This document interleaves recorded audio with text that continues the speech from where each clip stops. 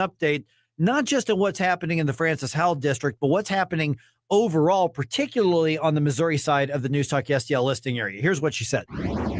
Couple different things. I set up the conversation like that because, you were among those who were elected, and then there were a few others, who got elected who, were like, we're finally reminding people, particularly conservatives, that these school board races are crucial.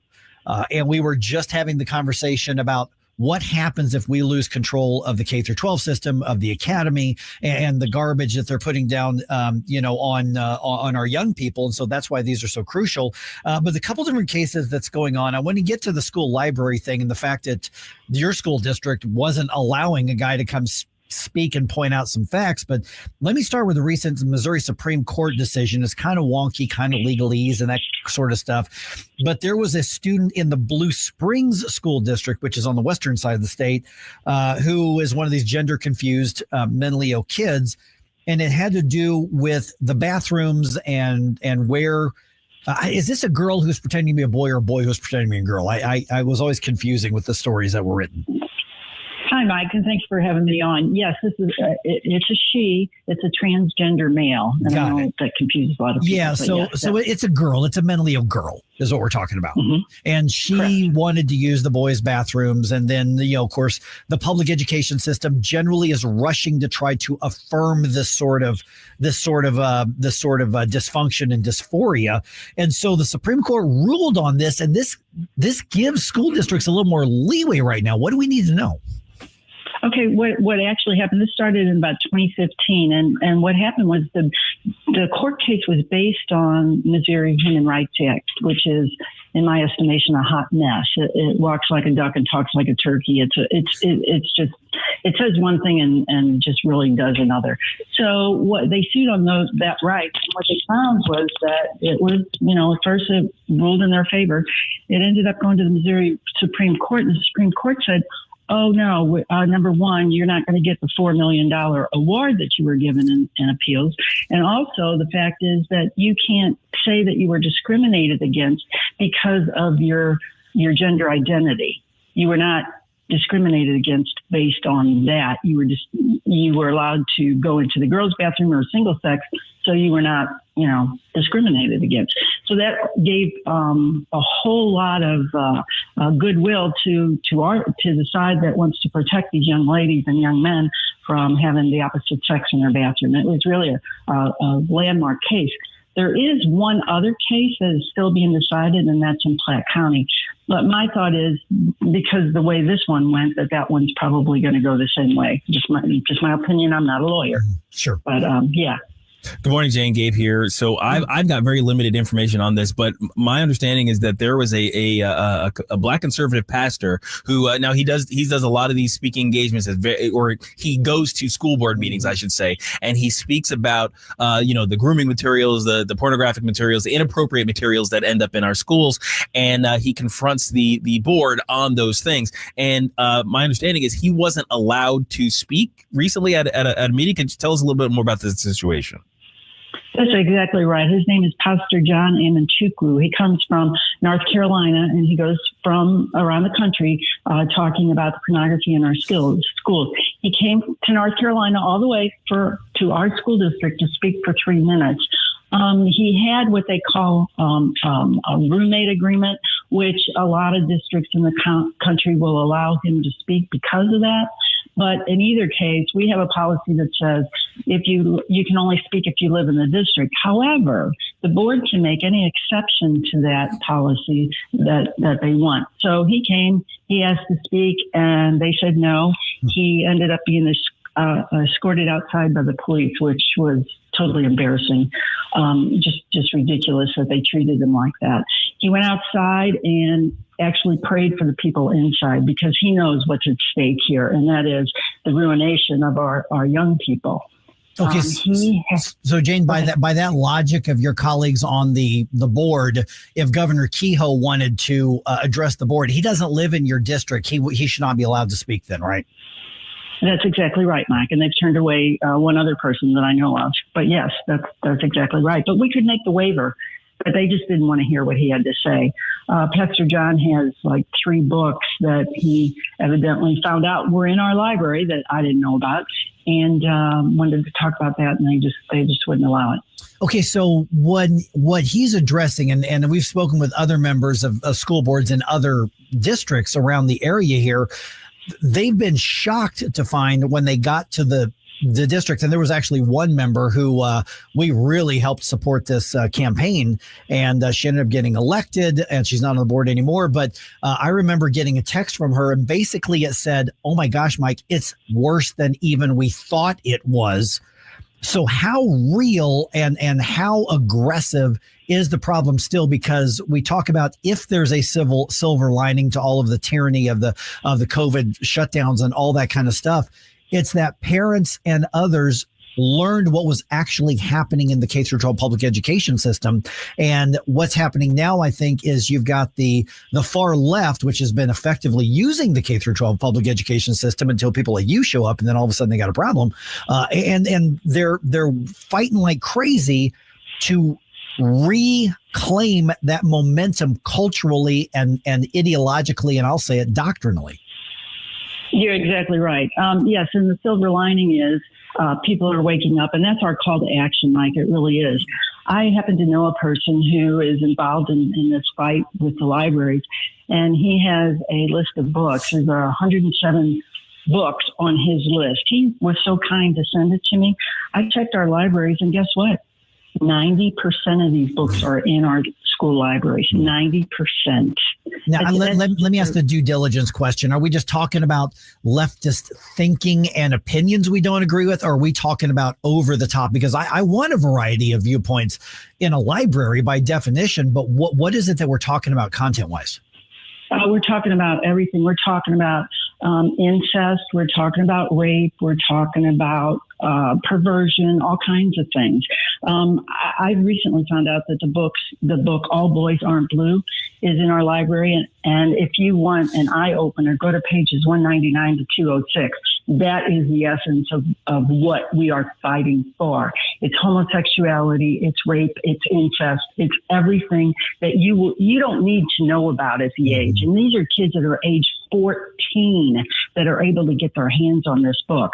So we're talking about perversion, Mike, and being a nurse. I've done a little bit of research on this. If a child is exposed to pornography or age inappropriate books at a tender age and they can't understand what's really going on, there's a 99% more likely chance that as they grow older, they are going to participate in either pornography or aberrant sex. We don't need any more perverts in this world. And that's one of the motivations that I have for fighting this fight to stop that. Or at the very least, taxpayers shouldn't be adding fuel to the fire, to use, Gabe's reference. I mean, we're talking about essentially the K through 12 system grooming children for sexual purposes. And so we're not talking about censorship. Right. We're talking about active grooming. Where are we in this fight right now? In the last couple of minutes we're visiting with Jaden Puszkar from the Francis Howell School Board, because the reality is you're still kind of outnumbered there. So when people think, oh, we won a couple races, we can worry about the next presidential race. These races are crucial, and they're coming up in April. While we had the majority, we did do one good thing, we did more than that. But the one good thing that we did do was we changed how books are challenged. As a parent, you can challenge a book in your kid's library. But the problem is that the people on the committee that accepted the challenge were the same ones buying the books. So there was no motivation there for them to take any book out of the library. And as a result, every book challenged stayed. That was then. We've now changed the composition of the committee. So hopefully we'll get some different eyes to look at these books and decide, maybe make some different decisions, because these kids really do deserve better. All right. So where do we go from here then? I mean, obviously this is one school district in the area. I can't stress enough how important it is to get good, moral, ethical, conservative people running for the school boards, because for a long time we were just told, all right, conservatives, this isn't your turf, stay away, go ahead and find the state legislature, but this is ours. And they will fight like hell to try to reclaim that turf, because they know that we can have all the state legislatures we want, but if they're indoctrinating an entire generation at a time, eventually, the rules for radicals playbook wins. You're absolutely right, Mike. And we have to get parents involved. school board members can only do so much without the parents. So I call to action for your parents: get involved, find out what your kids are reading, find out what your kids are being taught in school, and figure out whether or not it's good for you and your kids. All right, 314-912-1019. By the way, Tuesday was Missouri Day at the White House, and our very own Tim Jones was there. We're going to get an update from him around 6:35 as well. But before that, like I said a little bit earlier, what is the IRS actually getting right? That's going to be at 6:20 right here on 101.9 and 94.1 News Talk STL.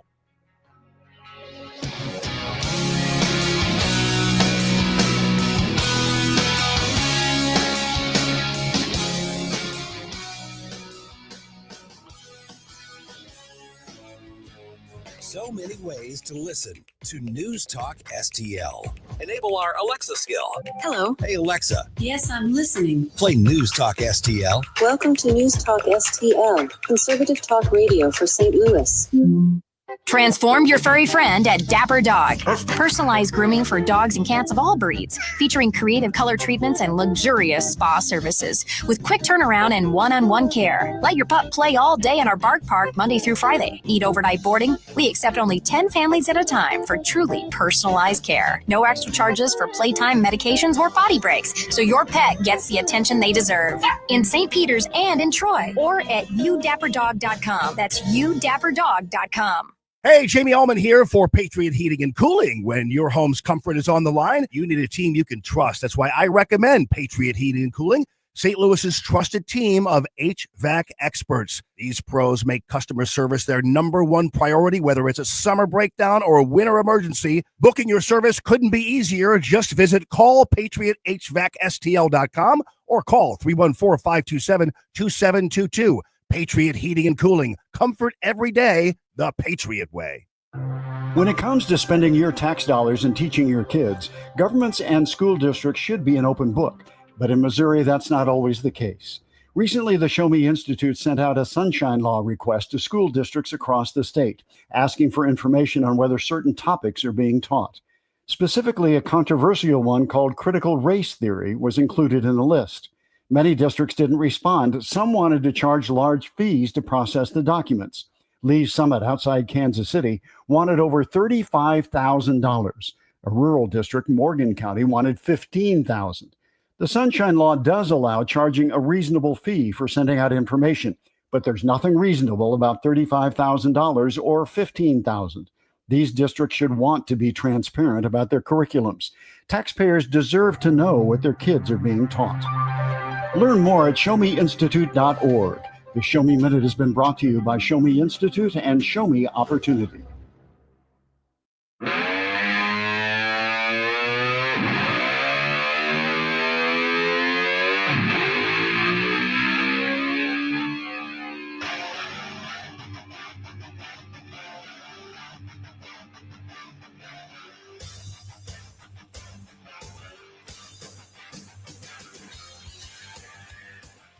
Get up, St. Louis. It's Mike Ferguson in the morning.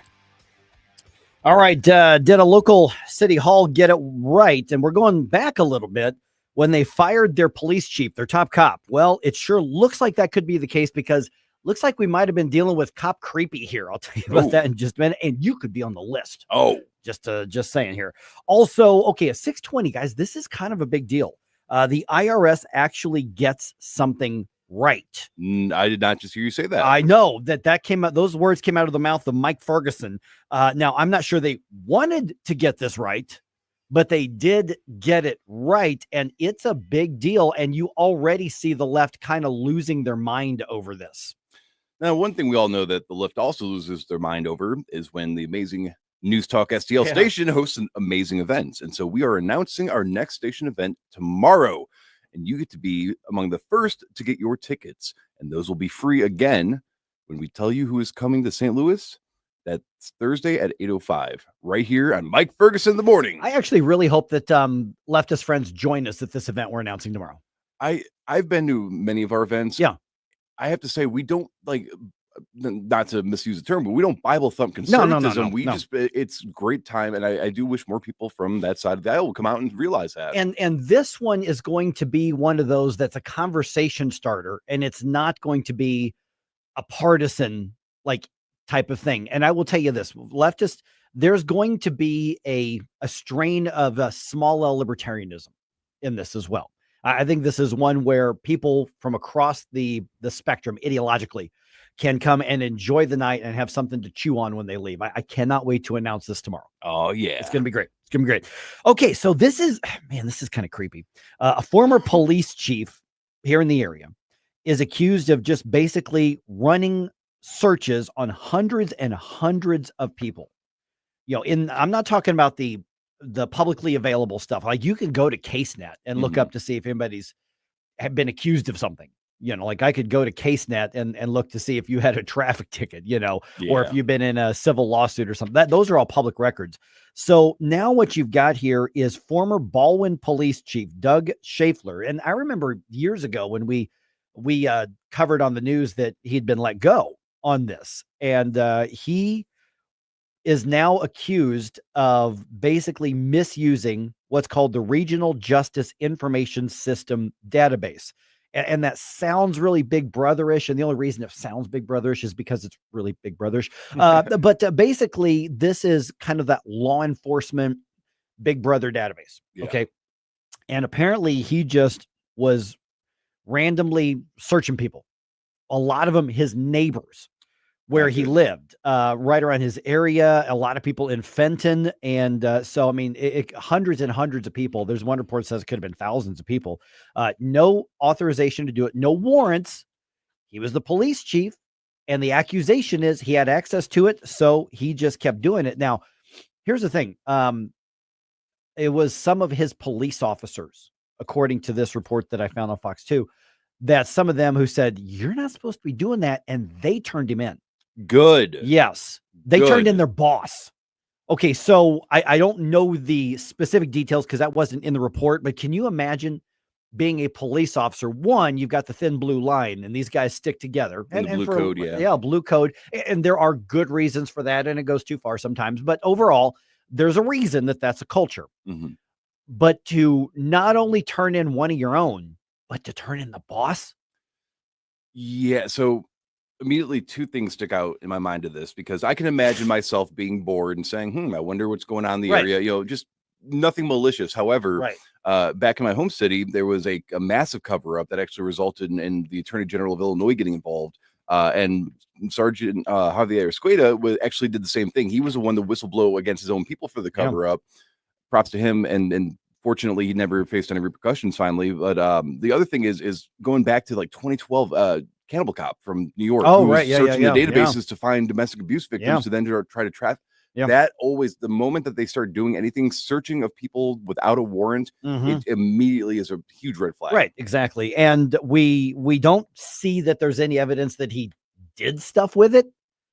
So I want to be clear on that. It may have been just curiosity.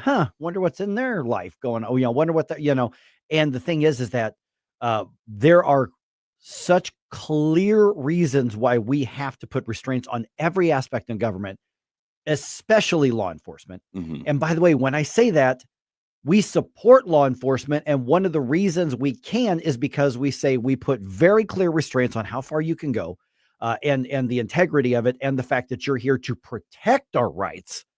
You don't have access to everything, and good cops agree with that. Yeah, to anybody that might be part of that ACAB defund the police movement, the cops, when people, we say we support law enforcement, we support the police, it's exactly like those that said, hey, you're not supposed to be doing this, and we're going to make sure you stop. Right, exactly. So here's the thing, is that reporter Chris Hayes wrote the story at Fox 2. Now, he doesn't know I'm doing this, but he actually put at the bottom of his story, because, I mean, literally hundreds of people were in this list, and they've got the list of who he searched. Oh, so if you live in the Baldwin, the Fenton area in particular, and you want to say, wait a minute, I had some dealings with that cop, or I lived around that area, specifically if you lived around the neighborhood that is Prestshire Drive, if you were in that area, in particular, he may have run a search on you, because apparently he was just like searching around on the neighbors. So email Chris Hayes, chris.hayes@tvstl.com. And he said, if you email him, he will tell you if you're on that list. If you got searched. Good on him. Yeah, exactly. And apparently there's now a class action lawsuit being put together over this as well. Yeah. And there's a specific website, probably by the lawyers, I would think, that is baldwinclassaction.com. Now, Baldwin, I remember they fired the police chief and he tried to sue because they let him go and nobody was talking about it. And I remember we're going, something's weird about this. But the city hall, man, they held their ground and now we're starting to see why. Right. So this is one, good on the police officers for turning in their boss. And secondly, this is why we always have civilian oversight of law enforcement, even at a local level. Amen. Oh man. All right. So that's fascinating stuff. So yeah, Fox 2 has a good story on that. So check that out. All right. Oh, get more depth on this. Everybody's talking about this. Could one of the hassles of travel, a small hassle, but one of the hassles of traveling be going away? We've now got confirmation that, the TSA is ending the requirement that you take your shoes off when you go through airport security. Yeah. Wow. Okay. So here's Secretary Kristi Noem explaining what's going on. There will be individuals at times that will be asked to remove their shoes.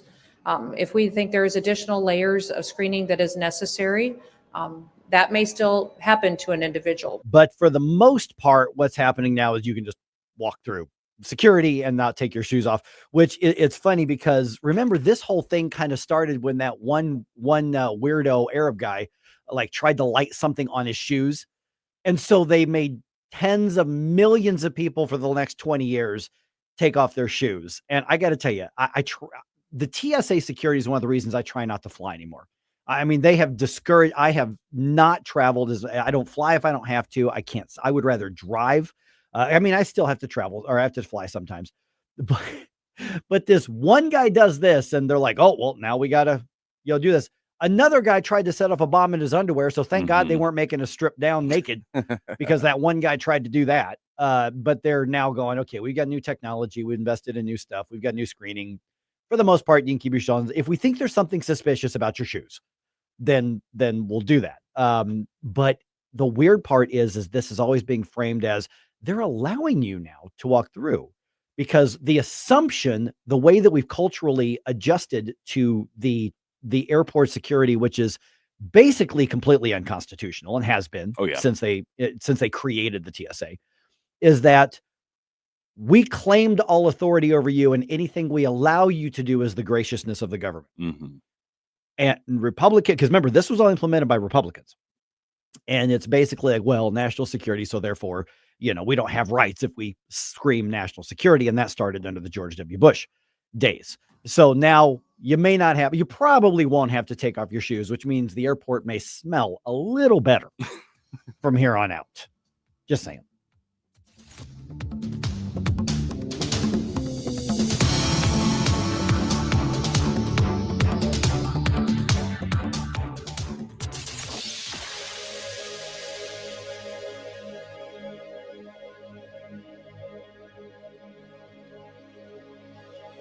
It's a brand new year. Tim Jones will tell you about the brand new things happening at The Hideout, famous for the Sunset Patio, 50 big screen TVs, live music and events, a fantastic game room, and of course, the food. The Hideout has a brand new menu featuring their world famous wings, the best handcrafted burgers, new items like the signature Sunset Dip and Dave's Chili, and a second location at Sugar Creek Golf Course in beautiful High Ridge. Experience The Hideout while enjoying a round of golf. Come in for lunch or dinner. The new 2025 Hideout, hideoutsportsbar.com, hideoutsportsbar.com. We'll definitely see you there. Jamie Allman here, tossing and turning over retirement worries. You're not alone. 3 out of 4 Americans share your concern about having enough saved. But here's the thing. A comfortable retirement isn't out of reach, even if you're planning for 30 or 40 years ahead. Every day, Jeff Portman from the Gemini Wealth Group helps people avoid the critical mistakes that can derail their retirement. Build your path to financial confidence. Visit GeminiWealthGroup.com or call Jeff directly at 314-888-0123. Securities and advisory services offered through LPL Financial, a registered investment advisor. Member FINRA SIPC.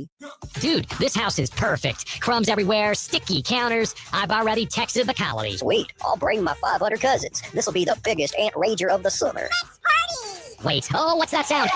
Oh, no, it's those trucks with the green wheels. Party's over, man. Party's over. This is Derek, the owner of All Solutions Pest Control. We'd love to help you out. Give us a call today for a free estimate at 636-486-7888. If a pest-free home is your goal, call All Solutions Pest Control. Why leave your company's story to chance? In today's digital world, video content isn't just an option. It's essential for your success. At Blue Ocean Media Group, we've spent decades crafting compelling visual stories for businesses just like yours. From concept to completion, our award-winning team transforms your vision into powerful video content that connects with your audience and drives results. Don't trust your brand to amateurs. Partner with Blue Ocean Media Group. Visit blueoceanmediagroup.com today, and let's bring your story to life. KLGY HD3 Clayton, K270BW Bellefonte, KNBS Bowling Green. This is News Talk STL at 1019, 94.1, and always streaming at newstalkstl.com. Breaking news this hour at townhall.com. I'm Bob Agnew in Washington. The frantic search continues for more than 160 people still missing in Texas after those destructive flash floods over the weekend, known to have left more than 100 people dead. Texas Governor Greg Abbott took a tour of the damage yesterday. We will not stop until every missing person is accounted for. Know this also. There very likely could be more added to that list. Texas State Senator Paul Bettencourt, meanwhile, working on a bill now to provide funding for warning sirens in the more flood-prone parts of the state. It follows devastating flash floods in Texas that killed over 100 people during the 4th of July weekend. The Houston Republican says federal studies show too many people ignore weather alerts on their cell phones. In addition, many kids at summer camp are not allowed to bring cell phones with them. Bettencourt plans to have the bill ready for the upcoming special session of the Texas legislature, which starts July 21st. Tasha Stevens reporting. President Trump is defending his timetable for imposing global tariffs. We get more on that from White House correspondent Greg Cluxton. After announcing sweeping tariffs in early April, the president issued a 90-day pause. That extension expires this week, and now the tariffs will take effect next month. August 1st, they pay, and everybody pays. Everybody has to pay, and the incentive is that they have the right to deal in the United States. He also told a cabinet meeting of plans to place a 50% tariff on copper and steep taxes on pharmaceutical drugs, as high as 200%. Greg Clugston, Washington. Curbside trash pickup making a comeback in Philadelphia. A union representing thousands of city workers says that they have reached a deal now with the city. Could be a bright start on Wall Street. Dow futures right now up by 73 points. S&P 500 futures up by 8, and NASDAQ futures up 24. More from townhall.com. If you're living with pain, see how Relief Factor can help. My back got injured very bad. I was off work for about a year. I heard about Relief Factor from my wife. I took it every day, 3 times a day for 3 weeks. Look at her and I said, the pain is gone. And she said, I'm glad it helped. I said, no, you don't understand. It's gone. Fight pain naturally with Relief Factor. Go to ReliefFactor.com and get your 3-week quick start today. Only $19.95. Progressive knows when you're on your boat, you're already on vacation. And Vacation You forgets all your worries. Vacation You doesn't even keep track of time and knows that time is a meaningless construct designed to control us, man. But Regular You knows you don't want to be too far out in the water after the sun goes down because Vacation You doesn't know how to navigate in the dark yet. Vacation You and Regular You really need to get on the same page. So bundle your boat with your home or auto policy and earn an automatic discount from Progressive. And spend the savings on the both of you. Progressive Casualty Insurance Company affiliates and other insurers. Not available in all states or situations. From the Michaels Flooring Outlet Weather Center.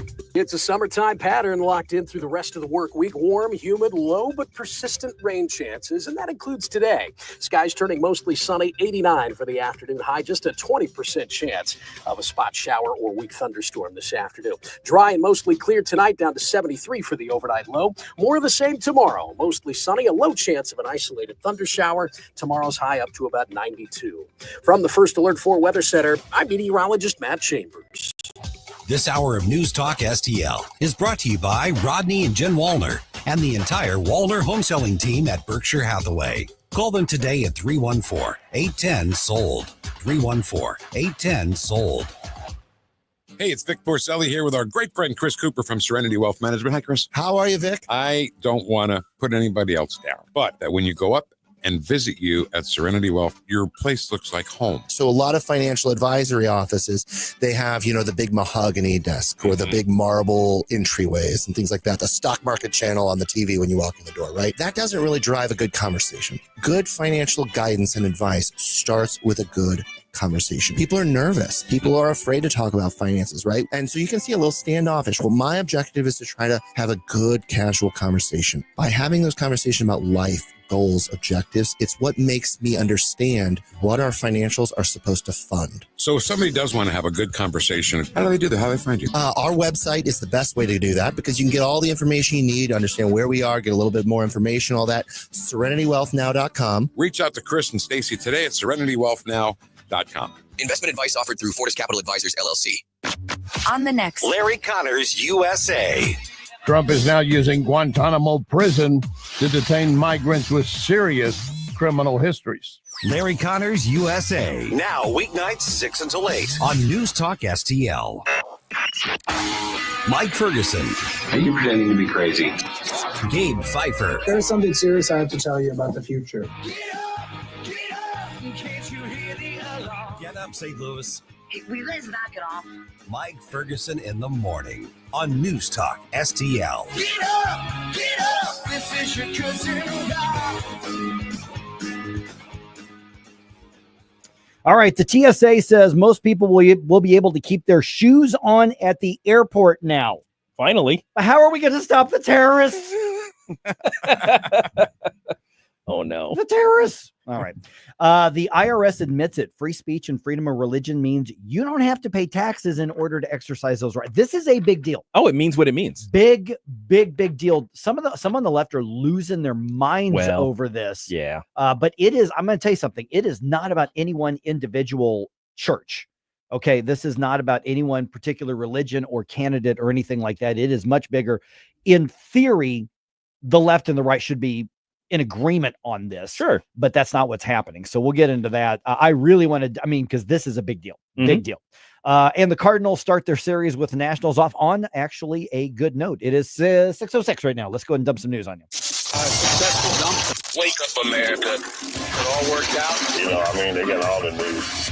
The morning news dump. Okay, we're going to go into a lot more depth on this here at 6:20. Okay, the IRS agrees in writing to acknowledge that churches have a right to free speech. We're talking pastors, we're talking the churches in general, even when that speech is political. Okay, so in an agreement that settles a lawsuit that was filed by the National Religious Broadcasters Association, along with some other plaintiffs, basically some churches in Texas, the agency agrees to not try to revoke tax-exempt status of churches that make statements about politics or even go as far as to endorse candidates.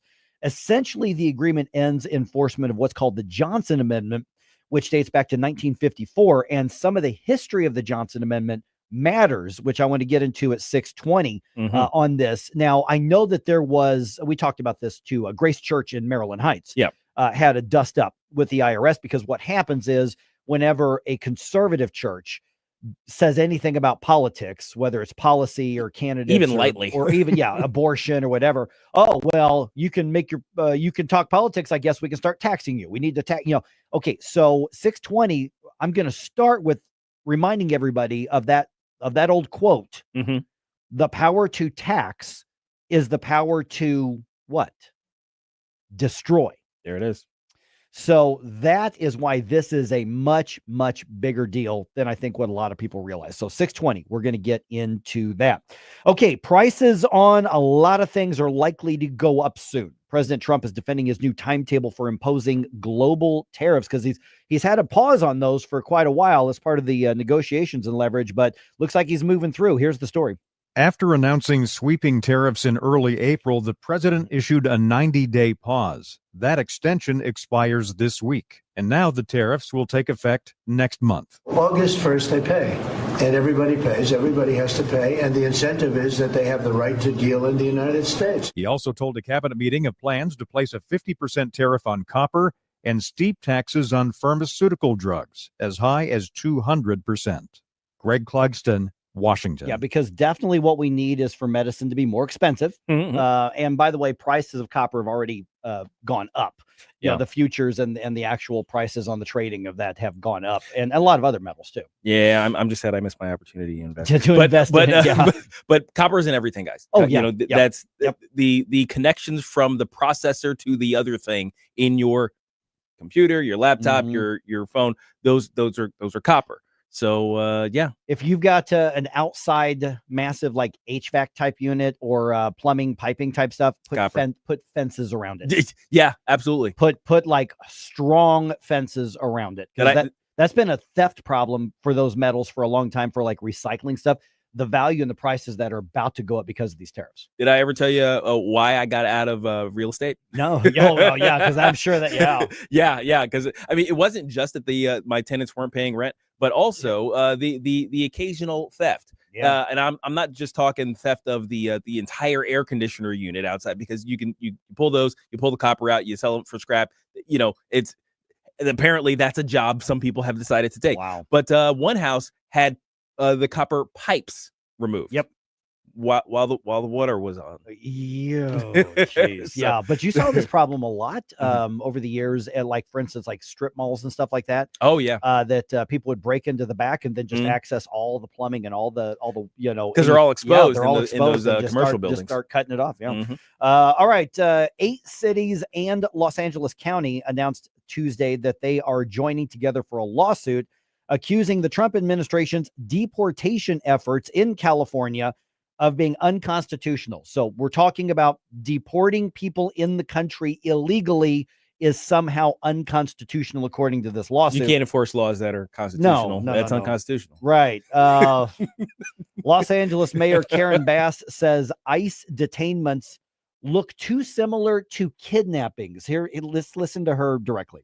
It creates a public safety problem because if individuals in the city, and this has already happened, call it up and report it as a kidnapping, then you have LAPD go out, and then you have a mess. Okay, so let me try to reset here. Let me just try to understand where she's coming from. Get into her head for a second. Okay, so put on your hazmat suit. We're not talking about the kidnappings that illegal aliens have done. Right. We're not talking. We're talking about law enforcement catching law breakers while in uniform. Yeah, and detaining those. That's the problem. Just so we're trying to get into the vapid space that is Karen Bass's head. No, actually, I think I understand what you're saying. So I personally knew people. They would commit a crime, then they would be kidnapped by these people that had badges on their outfit. They get kidnapped, and then they would be sent to the concentration camp that we would call public county and general population until they had a trial. So absolutely, that's crazy. That's crazy. Until a tribunal, until a biased tribunal would issue them and condemn them for wanting copper from Gabe's real estate properties. Exactly, sir. Like, what the heck? Good Lord. Why are we allowing them to characterize lawful things that everybody has witnessed and understands as something crazy and just stop a leg? I don't understand. I don't know why I've suddenly got that old Weird Al song from like 25 years ago going through my head. Dare to be stupid. Yeah. This is going through my head right now. That's a good song. Oh, good God. All right. Okay. So here's what a lot of people are talking about today. For the first time in almost 20 years, travelers you're probably not going to have to take your shoes off during security screenings at many, if not most, airports. Here's the story. If implemented, the new TSA policy would put an end to a security screening mandate put into place almost 20 years ago. Travel newsletter Gate Access was the first to report that the security screening change was on the way, with ABC News citing an internal memo sent to TSA officers last week that states the new policy lets travelers keep their shoes on during screenings at many U.S. airports, a policy that should kick in on Sunday. Bob Agnew reporting. And we're going to hear more from the secretary herself a little bit later on in the program. Yeah, they're moving through with this. So they're trying to get some common sense put into place. Yes, there's a lot of stuff people aren't going to like, but we'll get into that just a little bit later here. You know, that was actually one of the biggest selling points to me for getting that TSA pre-check stuff was because TSA pre-check people don't have to take off their shoes. I was like, oh, give me, how much does it cost? How much? Yeah, and apparently it's like what, 75, 80, 90 bucks, something like that. It's not that much. No, it's not a lot at all. I've had a lot of people tell me like, Mike, you got to do the pre-check. It'll save you some, but I don't travel that much. Yeah. I just rarely. Same, but it was worth it. It was Okay. worth it because All right. you also get in the express line. There's an express line for TSA. You may be talking me into this here. They have Disney World Express passes for the airport. Yeah, basically. Wow. Yep. Okay, Fox News Digital reporting the former FBI Director James Comey and former CIA Director John Brennan now under a criminal investigation. The accusation is that they lied to Congress about the 2016 Trump-Russia probe. The scope of the investigation is not clear, not been made official, but White House Press Secretary Caroline Leavitt was on Fox's Jesse Waters Prime Time, and let's just say she's all on board with this. Both of these disgraceful individuals turned against our Constitution and our country, and I'm sure they did, in fact, lie to Congress, and it's up to the Department of Justice to investigate that and to prosecute them if they did. Okay, so we don't have any official charges that are known yet at this point, but this is something that people have been, calling on and demanding for quite some time. So this is going to be fascinating to see what happens here. By the way, I forgot to mention this yesterday. We had another street cave-in this week. Another one happened. Oh, Yeah. geez. Yeah. St. Louis City's street department says part of North Broadway is not there anymore. It's gone. It's gone. Specifically, the section of North Broadway between Montgomery Street and St. Louis Avenue caved in. It looks like that happened on Monday. It's going to be closed, obviously, for quite a while. Sonny Gray, who should be an all-star, but is not, picked up his 9th win of the season last night as the Cardinals get the win over the Nationals. Final score at Busch Stadium, 4-2. Brendan Donovan had a 2-run home run in the 3rd inning. Lars Nootbaar added a home run in the 6th. Second game of that series is tonight. First pitch at 6:45.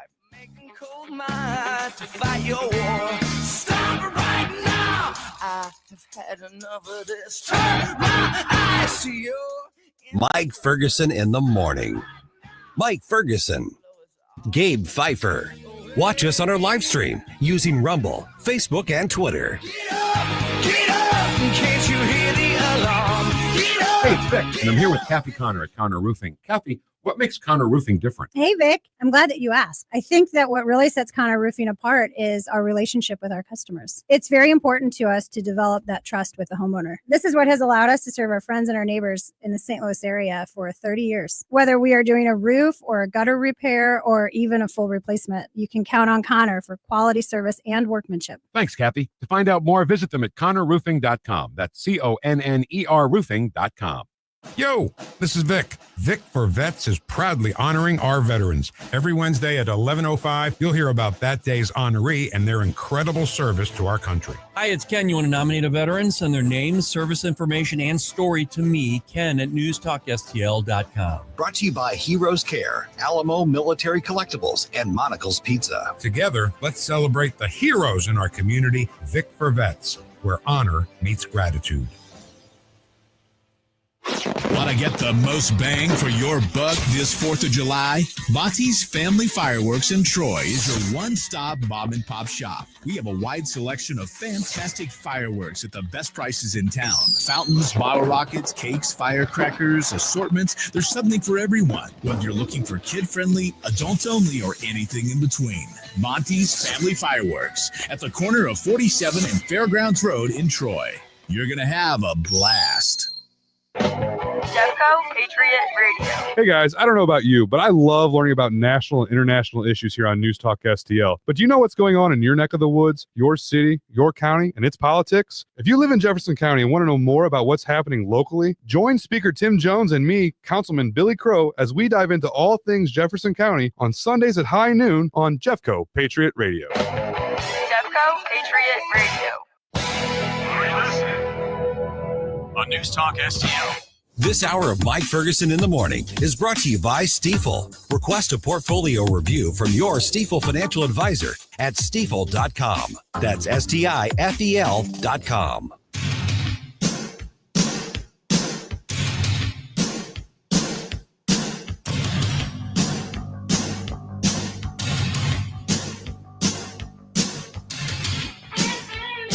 Hey folks, Jamie Allman here, waiting for you for the 3 Martini Lunch, the Common Sense Radio, the Allman Report on News Talk STL. Now back to Mike Ferguson in the morning.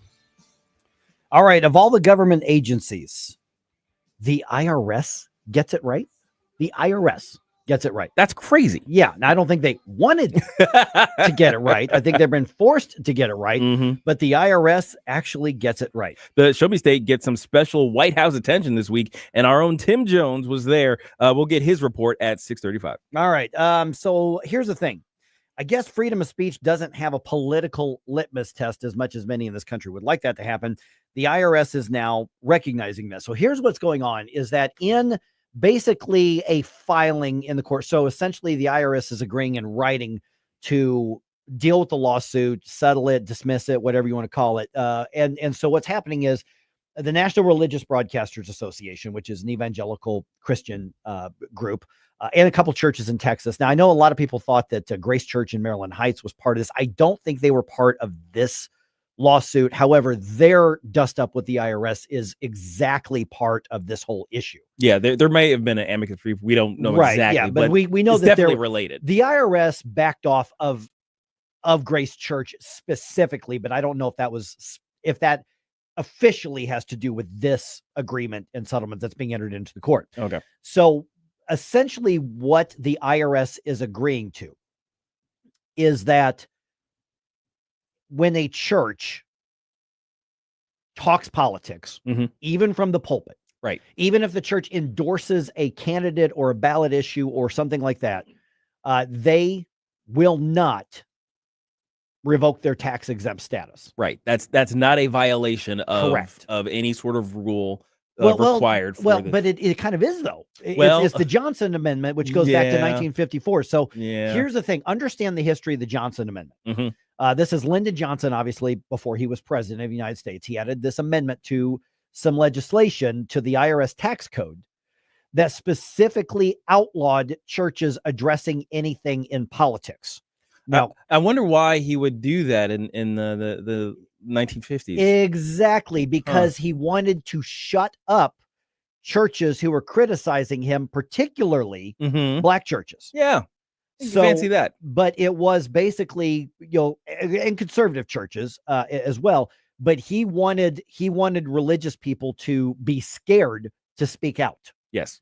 And so the Johnson Amendment was a control mechanism that has been on the books for close to 70 years at this point.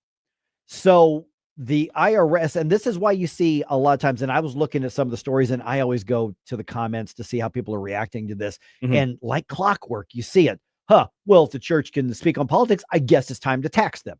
Get rid of, so there's always that. As though, and I wish I could just each and every one of these people just go, listen, as though your right to free speech and as though your right to practice your faith is dependent on you paying taxes. Right. I don't have a right to keep and bear arms because I pay taxes. Right. I have a right to keep and bear arms because self-defense is a human right, and our founding fathers recognize that. I don't have a right to say what I believe. I don't have a right to freedom of conscience because I pay taxes or tribute to the government. I have it because it's a human right, and the government recognizing that. So with the IRS now, we're now recognizing this and putting it into writing. This is a massive shift in this, because this has been part of what we now call weaponizing government that's been going on for generations. And it's really only been used in one direction, by the way. Exactly. The Johnson Amendment has never come up when Hillary Clinton's speaking at a black church talking about hot sauce. That's right. It never came up when Biden's up there saying, if you don't vote for me, you ain't black, at a black church. Or Obama. They're singing hymns to Obama, essentially. They wrote one. Jeremiah Wright's church, Yeah, exactly. None of that ever came up in those instances.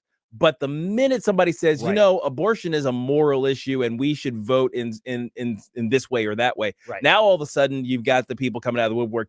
Your tax exempt status is now in question, buddy. Because that's what would happen is, groups like Americans for Separation of Church and State and the all these Freedom these from type Religion, of Freedom from Religion Foundation, all these groups, that was one of the weaponized, okay, we're going to file an IRS complaint and you're going to have to go get lawyers and you're going to have to try to defend yourself. And it's a whole lot easier for churches to go, all right, we'll just stop talking about it. Right. And hundreds, if not thousands of times, known and unknown, churches have backed away from their responsibility to comment on issues of public morality or these big issues, a lot of times because they have been conditioned to be cowards and they have chosen not to speak up. Now, that is a separate question from should churches endorse candidates and get political.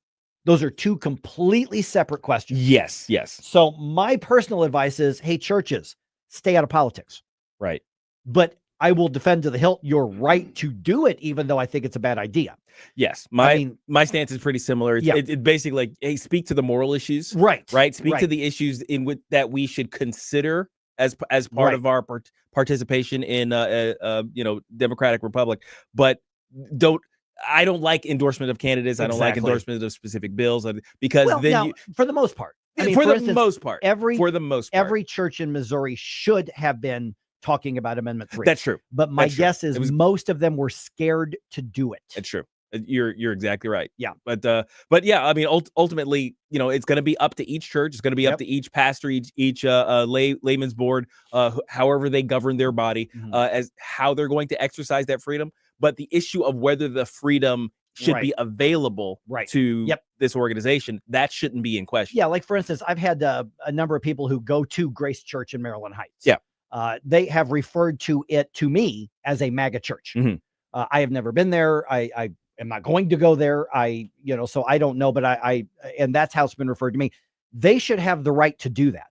Yeah. Now that's enough to convince me not to go, because not because I'm against MAGA stuff, but because I don't want that in my church. I want them to focus on, frankly, I don't really go to church anymore at all anyway, but if I were to do that I would not want a church that gets partisan. I don't want a Republican church. I don't want a Democratic church. I don't want a libertarian church. I would want a gospel-based Christian church. But that's me. That's me in the market deciding what I want to do. But that's different, like you said, than having the freedom to do that. Right. They should do that. And if they decide to do something that's a bad idea or bad theology, well, that's up for them to deal with parishioners or whatever the case is. So the IRS essentially is saying, and these are the words that are being used in their basically filings, is that they are going to consider a church talking about politics, even candidates, as more like an internal family discussion, right? Not a campaign finance thing, right? Which it should be. Yeah, I agree. That's how I agree. And so this is a massive big deal. And you give credit where credit's due. Trump has been fighting the Johnson Amendment since at least 2017. He's been calling for its repeal. Yes. So you give credit where credit's due. Stell texted me. I saw that first thing this morning, and I got it. Of course, he's obviously excited about this, as he should be. He said, would this have happened in the text he sent me? He said, would this have happened under Kamala Harris? Oh gosh, no. Of course not. Not at all. No. Not in the least bit. No, they would double down on it without a doubt, and they would weaponize it. Absolutely, without question, because that's what's happened. Is the IRS has been weaponized to go after political opponents. And this isn't just with Biden. You can go back to Clinton, you go back to Obama, you go back to Johnson, you go back a long way. And people have been trying to weaponize the tax code against people of faith.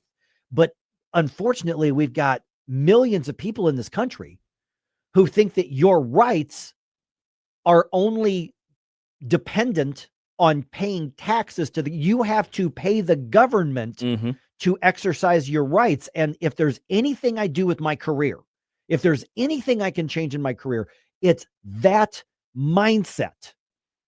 You do not have rights only when you pay something to the government. Right. Yeah, it's interesting. Like, if you try to cast that as with any different situation, let's say a good percentage, I think, of the population, I'm trying to remember what the percentage is, like 30% of the population who file their taxes, they have a net gain from the government. Like, they don't actually pay taxes. If you add up all of their what do you call them, credits and things like that, they end up getting money from the government rather than giving money to the government. Imagine if they posted something on Facebook that was political, right? They endorsed a candidate, right? And all of a sudden it's like, hey, I'm going to file a complaint with the IRS that you should lose whatever benefit it is that they're getting from the government because you don't pay any taxes. So you shouldn't be allowed to endorse a candidate on Facebook. Yeah, and that's where- imagine it's somebody saying that. Well, see, and that's kind of what happened with Grace Church Mm-hmm. is, and it was like a local school board race. I think they had a member or two members who were running for a local. Yes, and yeah, they that was the basically issue. said, "Hey, a couple of our own are running. Hey, check them out, support them." Right. And that's when somebody threw a fit. Now, Mhm. here's the thing: is it appropriate for a church to do that from a theological best practices? That's irrelevant. Right. That's not part of this. doesn't That shouldn't be matter. part of the discussion. Right. With your relationship to government. Exactly. That is, and that's the point that I want people to make. So when I saw this, I thought this is massive. Mm-hmm. This is a really big deal. Now, could this unleash, churches to go up to the line or even ethically abuse this? Sure. Oh yeah. That's I can see them, bringing in their favorite Republicans or favorite conservatives and, denouncing the demon Democrats. That's the market can respond to that. But I would rather err on the side of people going too far in freedom. free speech Yes. and freedom of conscience and freedom of religion, as opposed to saying, well, let's be careful and restrict people's freedom, especially freedom of conscience, in this way. So, if you don't like what the church does, go somewhere else. Yeah. Yeah. We're kind of absolutists when it comes to the First Amendment. Right. We kind of are. You know what I mean? You do not pay for the right to speak. You do not pay for the right to exercise your religion however way you want to, which includes political expression, by the way. There's no usury fee that the government can charge you for exercising of those rights. The whole thing about those amendments, it's a what they call a negative right. It's a restriction against government to interfere in the rights. It's like, hey, government can't infringe on this. Government can't infringe on this. So that's where we are right now. Yeah.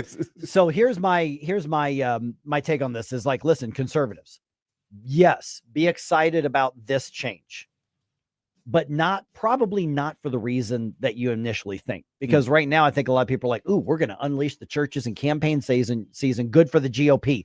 Has nothing to do with the GOP, nothing to do with the Republican Party, shouldn't have anything to do with the Republican Party. This has to do with freedom of speech, freedom of religion, freedom of conscience, and restraining the government from being weaponized for these reasons. This is what separation of church and state actually means. Yes.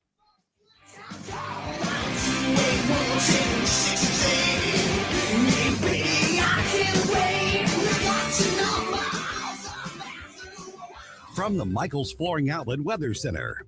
It's a summertime pattern locked in through the rest of the work week. Warm, humid, low, but persistent rain chances, and that includes today. Skies turning mostly sunny, 89 for the afternoon high, just a 20% chance of a spot shower or weak thunderstorm this afternoon. Dry and mostly clear tonight, down to 73 for the overnight low. More of the same tomorrow, mostly sunny, a low chance of an isolated thunder shower. Tomorrow's high up to about 92. From the First Alert 4 Weather Center, I'm meteorologist Matt Chambers. Summer in St. Louis means one thing. Cardinals baseball. It's more than a game. It's an STL tradition. The crack of the bat, the roar of the crowd, the boom of the fireworks. It's the soundtrack to summer for Cardinals Nation. So grab your cap and glove and take your spot in the stands. Because in St. Louis, baseball is more than a melody. It's our favorite song.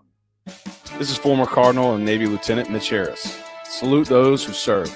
Join the Cardinals on Friday, July 11th for Military Appreciation Night, presented by Boeing. With a special themed ticket, fans will take home an exclusive Cardinals 40-ounce tumbler, honoring all 6 military branches. Arrive early for a powerful pregame concert by the U.S. Air Force Band on the Budweiser stage. And best of all, a portion of each ticket benefits USO Missouri. Get your tickets at cardinals.com/think. St. Louis Cardinals for the Lou. Columbo here for my friends at Bluff City Outdoors in Alton. The knowledgeable staff at Bluff City has served the St. Louis outdoor community for decades, and they can take care of all your bow hunting needs, all your trapping needs, all your fishing needs, and more. Plus, while you're there, you can schedule a trip with a local fishing guide and shoot in their archery range. Bluff City Outdoors is open 7 days a week, 1 mile east of Fast Eddie's at 2813 East Broadway in Alton. Follow them on Facebook and at bluffcityoutdoors.com. St. Louis's new choice for conservative talk. Thank you for the opportunity to let me vent here. Live and local. Way to be, guys. 1019 all the way. This is News Talk STL. I am home.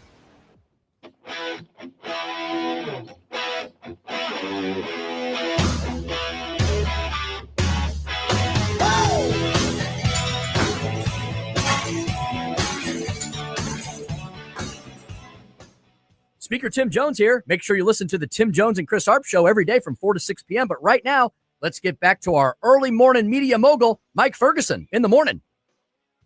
All right, the White House focuses on Missouri for the day, the Show Me State. They wanted, here's a little known fact, guys. They were going to do a focus on Illinois, but Illinois wanted to tax them on it. So they was like, no, we're going to move somewhere else. All right, so here's the thing. Guess which former speaker turned talk show host was there? Come on, guess. I can guess. Now, don't forget, tomorrow we have a big announcement coming. It's happening at 8:05. It's about a really interesting guest we have coming. I'm so excited about this event is going to be excited. huge. So be sure to tune in for that announcement 8:05 tomorrow. Okay, so the answer to our trivia question is Tim Jones. Yes, at the White House again. Timmy. And Tim joins us right now. And so Tim, I know that obviously there's there's going to be a series of meetings, and it's good that the White House and the Trump administration checking in with people, but I couldn't help but notice on social media a lot of Freedom Caucus-y type of people at the White House when you were there. Absolutely. Good morning, fellas. It was Missouri Day at the White House yesterday. The Department of Intergovernmental Affairs, which used to be kind of a sleepy little division, has been reimagined by the Trump administration, and that is the department that has been tasked with reaching out to and working directly with the states. That department's basically the liaison, the connector between the Trump administration and everything they're trying to implement on the federal level. But they know the importance of federalism, right? They know that the states are where a lot of the action is. You know, as we've been covering over the last many years, Congress is moving slower and slower than dirt these days. And so a lot of the action's in the states. And so Missouri, if we hadn't had that darn not so special session, I think we were going to be the first state. But we had to spend a few $1 billion of taxpayer money first. So, but anyway, story for another day. So I believe they've had Ohio up here, they've had Michigan up here, and I think we're the third state to visit the White House. It was an extended briefing. It was a long day, but we had some very special guests. We learned a lot of great information and intel. And yes, Mike, I have nine of the Missouri Freedom Caucus members up here. Huge Missouri delegation in total. I think there's 60 plus 70 legislators, some spouses, some staff, some other VIPs, and yours truly. I was one of the cat herders to kind of chaperone everybody through DC. Surprisingly, some of our state legislators have never been to the nation's capital before. So I kind of played a cruise director and tour guide and answer center, as long as some other stuff. But the event at the White House yesterday was fascinating. We had a mixture of briefings from senior Trump administration officials, including our own Will Sharp, who kicked things off at the event. Alex Meyer, also a Missourian. He is the director of the Department of Intergovernmental Affairs.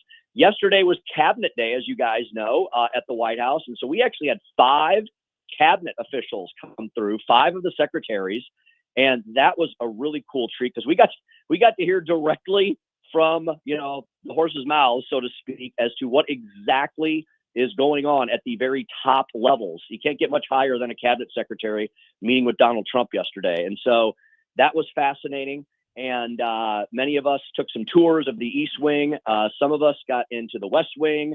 And Will Sharp treated a few of us to lunch at the Navy Mess in the West Wing. It was pretty cool. And but it was also an informative day. And Netanyahu was here yesterday as well. I mean, the place was locked down really tight yesterday. It was pretty wild. But it's very interesting. It was fascinating, I think, for all of us as state lawmakers and former state lawmakers to literally be in the belly of the beast, watching the machinery of the federal government trying to move forward, right? Despite what I said about Congress, the Trump administration doesn't let a lot of grass grow under their feet. Morning, Tim. Gabe here. So what exactly were your the biggest takeaways from this? What should we be looking out for as something that's going to lead maybe a future agenda in the House in Missouri? Yeah, so that was the purpose of the meeting was to actually address state lawmakers on specific public policy areas where the administration is looking to partner with the states. And so that was the subject areas that were covered. And those were the cabinet secretaries that came to speak with us. So we had a presentation from Kelly Loeffler. Small Business Administration. Small businesses make up the backbone of every single state economy. 75 to 85% of all economic activity within most of our states is from small businesses. So that was fascinating. Education, guys. I was so happy. I was really happy. I was looking around the room. Some of our lawmakers, even on the Republican side, they're not quite sold on the whole educational freedom. Parents get to make decisions for their child thing. We have a lot of people, unfortunately, who listen more to their school boards and their superintendents than to the needs of the parents and the children. Linda McMahon spoke with us about the fact that educational freedom, school choice remains a top priority for this administration. That got drilled into their heads for about a half an hour. So I was really happy to see that. We also had a visit from Howard Lutnick, who explained the whole history. He went back to the 1800s, the whole history of tariffs and how they were utilized, how Trump doesn't view them. He does not view them as an end. He views them as a means to an end, as a tool to rebalance trade, economic activity. Again, this was focused on, economic activity within the states, some of our state, of course, the federal government and the Trump administration acknowledges they're like, we don't make anything here. We spend taxpayer dollars. You guys in the states, you ladies and gentlemen in the states, you're the ones producing. And America, compared to the rest of the world, is massive when you think about it and actually look at the economies. China is second, but they are second. We are still one. Thank goodness that a freedom and liberty country is. This was a really cool presentation from a former NFL star who's now the HUD secretary, Scott Turner. Great conversation about what the government should actually be doing and should not be doing as to the housing affordability crisis. He said the Biden administration spent more money by a lot on government programs for housing that were an absolute failure. So it's not throwing taxpayer dollars at stuff that solves big public policy problems. So Scott Turner, who is a former NFL star, former Baptist pastor, he is an African American. He was looking at empowering people through things like the Big Beautiful Bill, which he talked about enhances the opportunity zones for people. So that was another great discussion. We also had a conversation called Chris Wright, the Energy Secretary. Many of our states, several of the states are our biggest energy producers. Here in the heartland, in Missouri, Illinois, we have the coal ban as well. And he said, look, coal is still the best, most reliable fuel source. And until we can actually replace it, we're not going to force replacements on that, with wind and solar, which don't work as far as baseload energy. And so those are the topic areas. And there was then a senior staffer who kind of filled in the blanks with the details on what available at the federal level that state lawmakers can leverage for productivity and prosperity back home. Okay, so was the White House, we're visiting with Tim Jones, and you hear him every afternoon with Chris Arps here on News Talk STL, of course, from 4 o'clock to 6 o'clock. Was the White House asking for anything from the states, or was this about, okay, here's what you need to know and here's what we can provide for you? Was that which direction was the conversation going? Yeah. So what they did was they provided the information and the tools that are available. I'll give a concrete example. So they have done certain things through the executive process and through the One Big Beautiful Bill on the education front, right, to empower parents. So they wanted lawmakers to be very aware of what has happened on the federal level that they can then take back home and implement. And all these lawmakers have been given the contact information for all of these senior Trump administration officials in their different subject matter areas. And they've been told, please call on us and ask us if and when you need help. And this is not throwing money at problems. This is pointing out the things that have been done by either executive action or through the reconciliation process that now provide tools for the states to utilize. The Small Business Administration, Kelly Loeffler really hammered home the fact that they are making these investments available. And a lot of it's being done, guess what? Not through the public sector, through private equity, right? Folks who want to invest in certain states. So the federal government can connect the venture capitalists, the job producers, the entrepreneurs their focus, fellas, was not on the government solving our problems, but on the government basically barriers, removing regulations, offering public-private partnerships, providing educational opportunities and expansions of educational choice through 529 savings programs, and through some of these other provisions that will allow states to implement those as well. So it was really refreshing to kind of be back in that era of, hey, we're not from the government and here to help. We agree government is the problem. The era of big government is over. The power is in the states. It was a really fascinating twist on what we've heard from the federal government over the last 4 years under Biden versus what we're hearing under Trump. Okay, I want to do a Saki and circle back to something real quick, Tim, in the last 2 minutes that we've got here. Sure. You mentioned Linda McMahon and talking about school choice in there and the Republicans, because right now in Missouri, we'd have robust school choice if it weren't for several Republicans in particular. Did anything that happened yesterday, in your opinion, get through or sink in or have a chance of making any changes here at the state level as well? Because to hear it from that direction, we obviously hear it from, the grassroots in Missouri here as well. But is that something that could have an impact and allow us to give more education freedom to people in the state? Yes, because we had so many state lawmakers here. We actually had some members of leadership here as well. I was very happy to see that the House Majority Floor Leader, who's going to, in my opinion, be the next speaker, Alex Riley from Southwest Missouri, he was in the audience, and he is a huge proponent of school choice. After the briefing day was over, and this was a 4.5-hour briefing meeting, so we took in a lot of info yesterday. We had a reception with our ALEC friends, who are also big proponents of school choice and work very closely with the White House. They were with us yesterday at the briefing. And I asked Alex almost the same question, Mike, you just asked me. And he said, I was so glad there was such an emphasis on education reform, school choice, and putting parents and students over systems. He said, several of my members, he goes, I wish I had a few more here specifically, but there were several members that really needed to hear that. And I will be reminding them of this as we go into the next session, that Alex said, the guy whose red hats you have at home and that you cheer on and that you came up here to support, one of his number one priorities, I think, folks, it's in the top 3 easily, is educational choice, school choice, educational freedom. So the majority leader heard that. Our treasurer, Vivek Malik, was here. He was in with the crew yesterday. Of course, the treasurer's office oversees the Most Scholars program. They're very excited about the expansion of ESA. So yes, the right people, it would have been great to have everyone here, but I think many of the key players who support this and who also needed to hear this message because they need to support it more, hopefully took on the fact that the guy that, they have supported over the last, 12 years, Donald Trump, through thick and thin, that he is a supporter of school choice. All right. And Tim, when you back in studio here? I will be heading home later today. I'll be back in studio tomorrow. All right. Of course, he's on with Tim Jones, or with Chris Harps, rather, every 4 to 6. Tim, thanks for the report, man. Thanks, Tim. Thanks, fellas. Thanks for the time. Appreciate it. All right. Going to bring you up to date. What's happening with the news dump right around 6:50.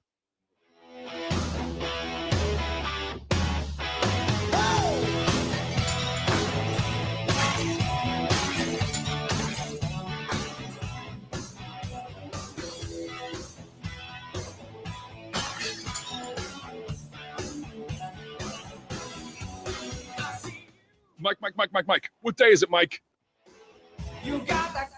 This is 101.9 and 94.1. I have to tell you, if this is how they're going to behave, I'm rethinking my position. News Talk STL. One of the things I hear a lot these days is, man, Mike, you've lost weight. You're in better shape because I've been really careful on my nutrition, my workouts, and all that sort of thing. And then one of the things I hear sometimes is, okay, but you also have a donut sometimes? Yes. Listen, you can have a donut and still have a good lifestyle. It's okay to treat yourself. And when you treat yourself, when I treat myself, you want to get yourself a Mario's Donut. Check out mariosdonutrestaurant.com. I am telling you, if you want to be the most popular person in the office, run by Mario's, grab some donuts and bring them in to the office. Matter of fact, you can just get it a click away. You can order online, mariosdonutrestaurant.com. When we have donuts here in the office, it's Mario's. Trust me, it's Mario's, and there is a massive difference. But even after that, they do catering as well, but you need to also check out their breakfast sandwiches, their gyros, their wraps. They have a variety of food. They're great at donuts, and they're great at a lot of other stuff as well. They can cater your meeting. They can cater your party. They can cater your picnic, you name it. And if you go and hang out at Mario's, it's a coffee shop / donut shop. It is a relaxing, fun place. So check them out. 2786 Mugie Road in St. Charles. They are open until 3:00 Monday, and then they are open until 8 p.m. Tuesday, Wednesday, Thursday, Friday, Saturday. So get yourself some donuts. Don't go crazy on them, but go get yourself a donut. You can do that and still not feel bad about anything, and you're going to feel great about it when you're biting into the donut. I'm not going to lie. I become a 10-year-old around donuts. I get the ones with the sprinkles on it. I'm telling you right now, I'm 53, but that's my favorite. That's the one I go for. They're absolutely delicious. It is a difference when you get a Mario's donut as opposed to those dry, lame ones you would get at the grocery store or, God forbid, the convenience store. Don't do that. Go to Mario's.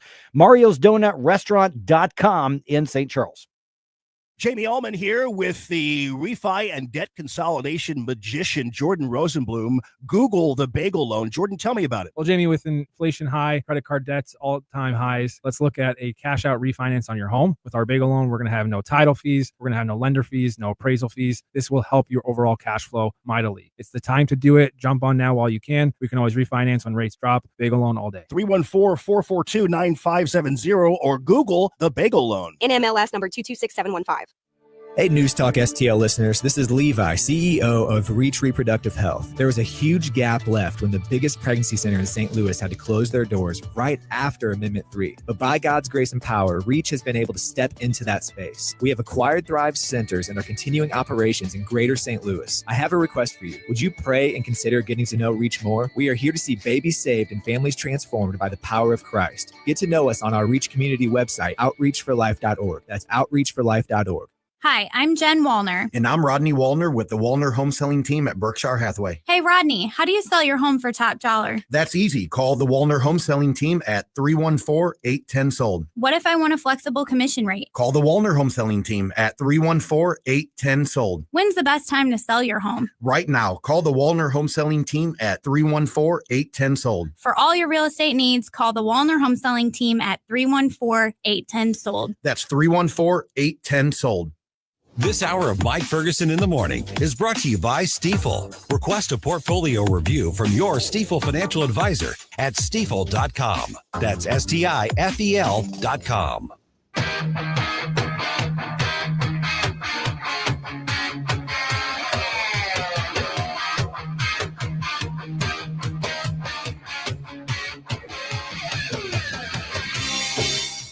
Hey, this is Vince Colonnese. I'll talk to you tonight at 8. But now back to the Mike Ferguson in the Morning Show on News Talk STL. All right. The TSA says most people will be able to keep their shoes on at the airport now.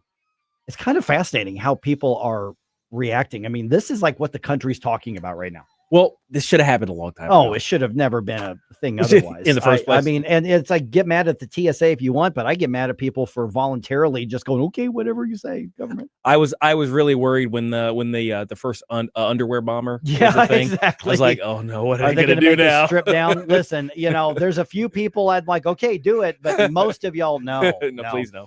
All right, the IRS admits it. We're going to talk about this in more depth later on today. Free speech and freedom of religion means you don't have to pay the taxes in order to exercise your rights. And also, Cardinals had a good night at Busch Stadium, 6:52. Let's dump some news on you here. The Morning News Dump. Are you joking? Is this a joke? Listen, folks. The Morning News Dump. And here we go. The IRS agrees in writing to acknowledge that churches have a right to free speech, even when that speech is political. Now, this doesn't necessarily overturn the Johnson Amendment, but Right. it does say we're not going to enforce it. Essentially, yes. Right. And there is legislation proposed to repeal the Johnson Amendment. Good. Okay, so in an agreement that settles a lawsuit filed by the National Religious Broadcasters Association, along with some other plaintiffs, basically a couple churches in Texas, the agency agrees to not try to revoke the tax-exempt status of churches that make statements about politics or even endorse candidates. Essentially, the agreement ends enforcement, as Gabe was saying, of what's called the Johnson Amendment, which dates back to 1954. So essentially, this is an official change of opinion of the IRS officially that basically said, if you're tax exempt, you're not allowed to participate in this part of speech or discussions. Right. And they're now acknowledging, no, you have the right to do it, whether or not you are tax exempt or you're not. This is a major move in the right direction. And matter of fact, at 8:35, one of the main litigants in that case, First Liberty Institute, they are going to be with us. Their senior counsel is going to be with us right here on the show. Okay. Prices, frankly, on a lot of things likely to go up soon. President Trump defending his new timetable for imposing his global tariffs. Here's the update. Keeping tariffs in early April, the president issued a 90-day pause. That extension expires this week, and now the tariffs will take effect next month. August 1st, they pay, and everybody pays. Everybody has to pay, and the incentive is that they have the right to deal in the United States. He also told a cabinet meeting of plans to place a 50% tariff on copper and steep taxes on pharmaceutical drugs, as high as 200%. Greg Clugston, Washington. All right. So other legal stuff that's going on. 8 cities and Los Angeles County announcing this week that they're joining a lawsuit accusing the Trump administration's deportation efforts in California of being unconstitutional. Okay. We've got to do some mental like twister. Yeah. To try to keep up with this here. Los Angeles Mayor Karen Bass says ICE detainments, as in arresting people in the country illegally, looks like kidnapping. Here's what she had to say. Well, it creates a public safety problem because if individuals in the city, and this has already happened, call it up and report it as a kidnapping, then you have LAPD go out and then you have a mess. Okay. Guys. Yeah. I'm starting to think she's not very smart. Is that an inkling you're starting? I'm starting to think there's some hints. Yeah, there's some red flags there. Yeah. It's kind of silly. Well, and also she's calling out some of her constituents. Essentially, you're saying they're calling it in as a kidnapping. Oh, you mean the 4 or 5 guys in a marked vehicle, right, wearing vests that are marked that says ICE on it, and it has a badge number on federal the federal law enforcement, like. Those guys hem somebody up, and there are people in LA who will call that in as a kidnapping. To whom? Yeah. Who are they calling to report the kid? Are they calling police? You mean the other guys wearing the uniforms? What are you doing? Oh, jeez. Okay, I'm gonna leave it at that. All right. For the first time in almost 20 years, you may not have to take your shoes off at the airport during security screenings. Here's the update here. If implemented, the new TSA policy would put an end to a security screening mandate put into place almost 20 years ago. Travel newsletter Gate Access was the first to report that the security screening change was on the way, with ABC News citing an internal memo sent to TSA officers last week that states the new policy lets travelers keep their shoes on during screenings at many U.S. airports, a policy that should kick in on Sunday. Bob Agnew reporting. And I've got some sound bites from Secretary Kristi Noem a little bit later on here. Fox News Digital reporting the former FBI Director James Comey and former CIA Director John Brennan now under criminal investigation for lying to Congress about the 2016 Trump-Russia probe. The scope of the investigation not clear right now, but White House Press Secretary Caroline Leavitt, she was on Jesse Waters' Primetime on Fox. She's all about it, and she says she is glad to hear that news. Let me get to the soundbite. Here's what she had to say. Both of these disgraceful individuals turned against our Constitution and our country. And I'm sure they did, in fact, lie to Congress. And it's up to the Department of Justice to investigate that and to prosecute them if they did. Okay, at this point, we don't have any formal charges that we know about that have been filed. All right. Cardinals had a good day at Busch Stadium. They beat the Nationals. Final score 4-2. Brendan Donovan and Lars Nootbaar both had home runs. The second game of that series starts tonight at 6:45. As per usual, this one's going to be on FanDuel.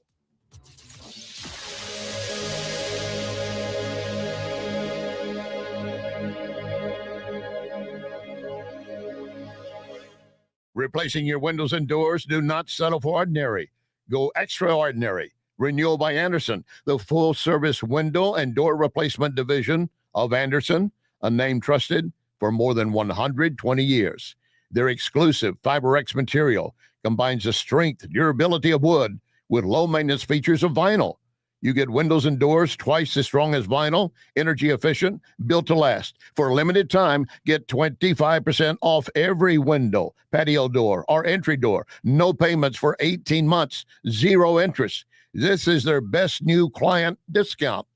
Dial pound 250, say the keyword windows, or visit rbastl.com. Pound 250, keyword windows, rbastl.com. Get your free estimate. Renewal by Anderson. Superior products, exceptional service. Tired of the same old pizza chains? Boring. Want a delicious alternative? Look no further.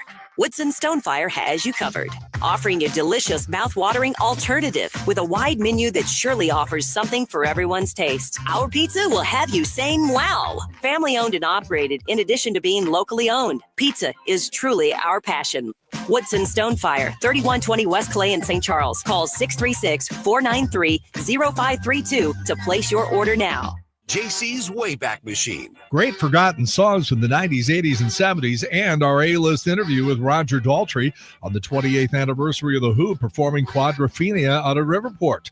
Plus Beatles, Motown, and the Great Disco Debate, a great chapter in American music history, or pure evil. Saturday night, 6 till 9, brought to you by the Weber Automotive Group. It's JC's Wayback Machine. Every Saturday night, 6 to 9. On News Talk STL. KLGY HD3 Clayton, K270BW Bellefontaine, KNBS Bowling Green. This is News Talk STL at 1019, 94.1, and always streaming at NewsTalkSTL.com. Breaking news this hour at townhall.com. I'm Bob Agnew in Washington. The search continues today for some 160 people still missing following those weekend flash floods in Texas. Virginia Governor Glenn Youngkin told reporters he's grateful and emotional after his own wife, along with some family members and friends, were stranded but later rescued from the floods. These people are family to us, deep relationships, and therefore what happened in the wee hours of the morning on Friday has been devastating. The loss of life is just shocking. Governor Youngkin's comments made in Richmond, Virginia, and courtesy of WBBT.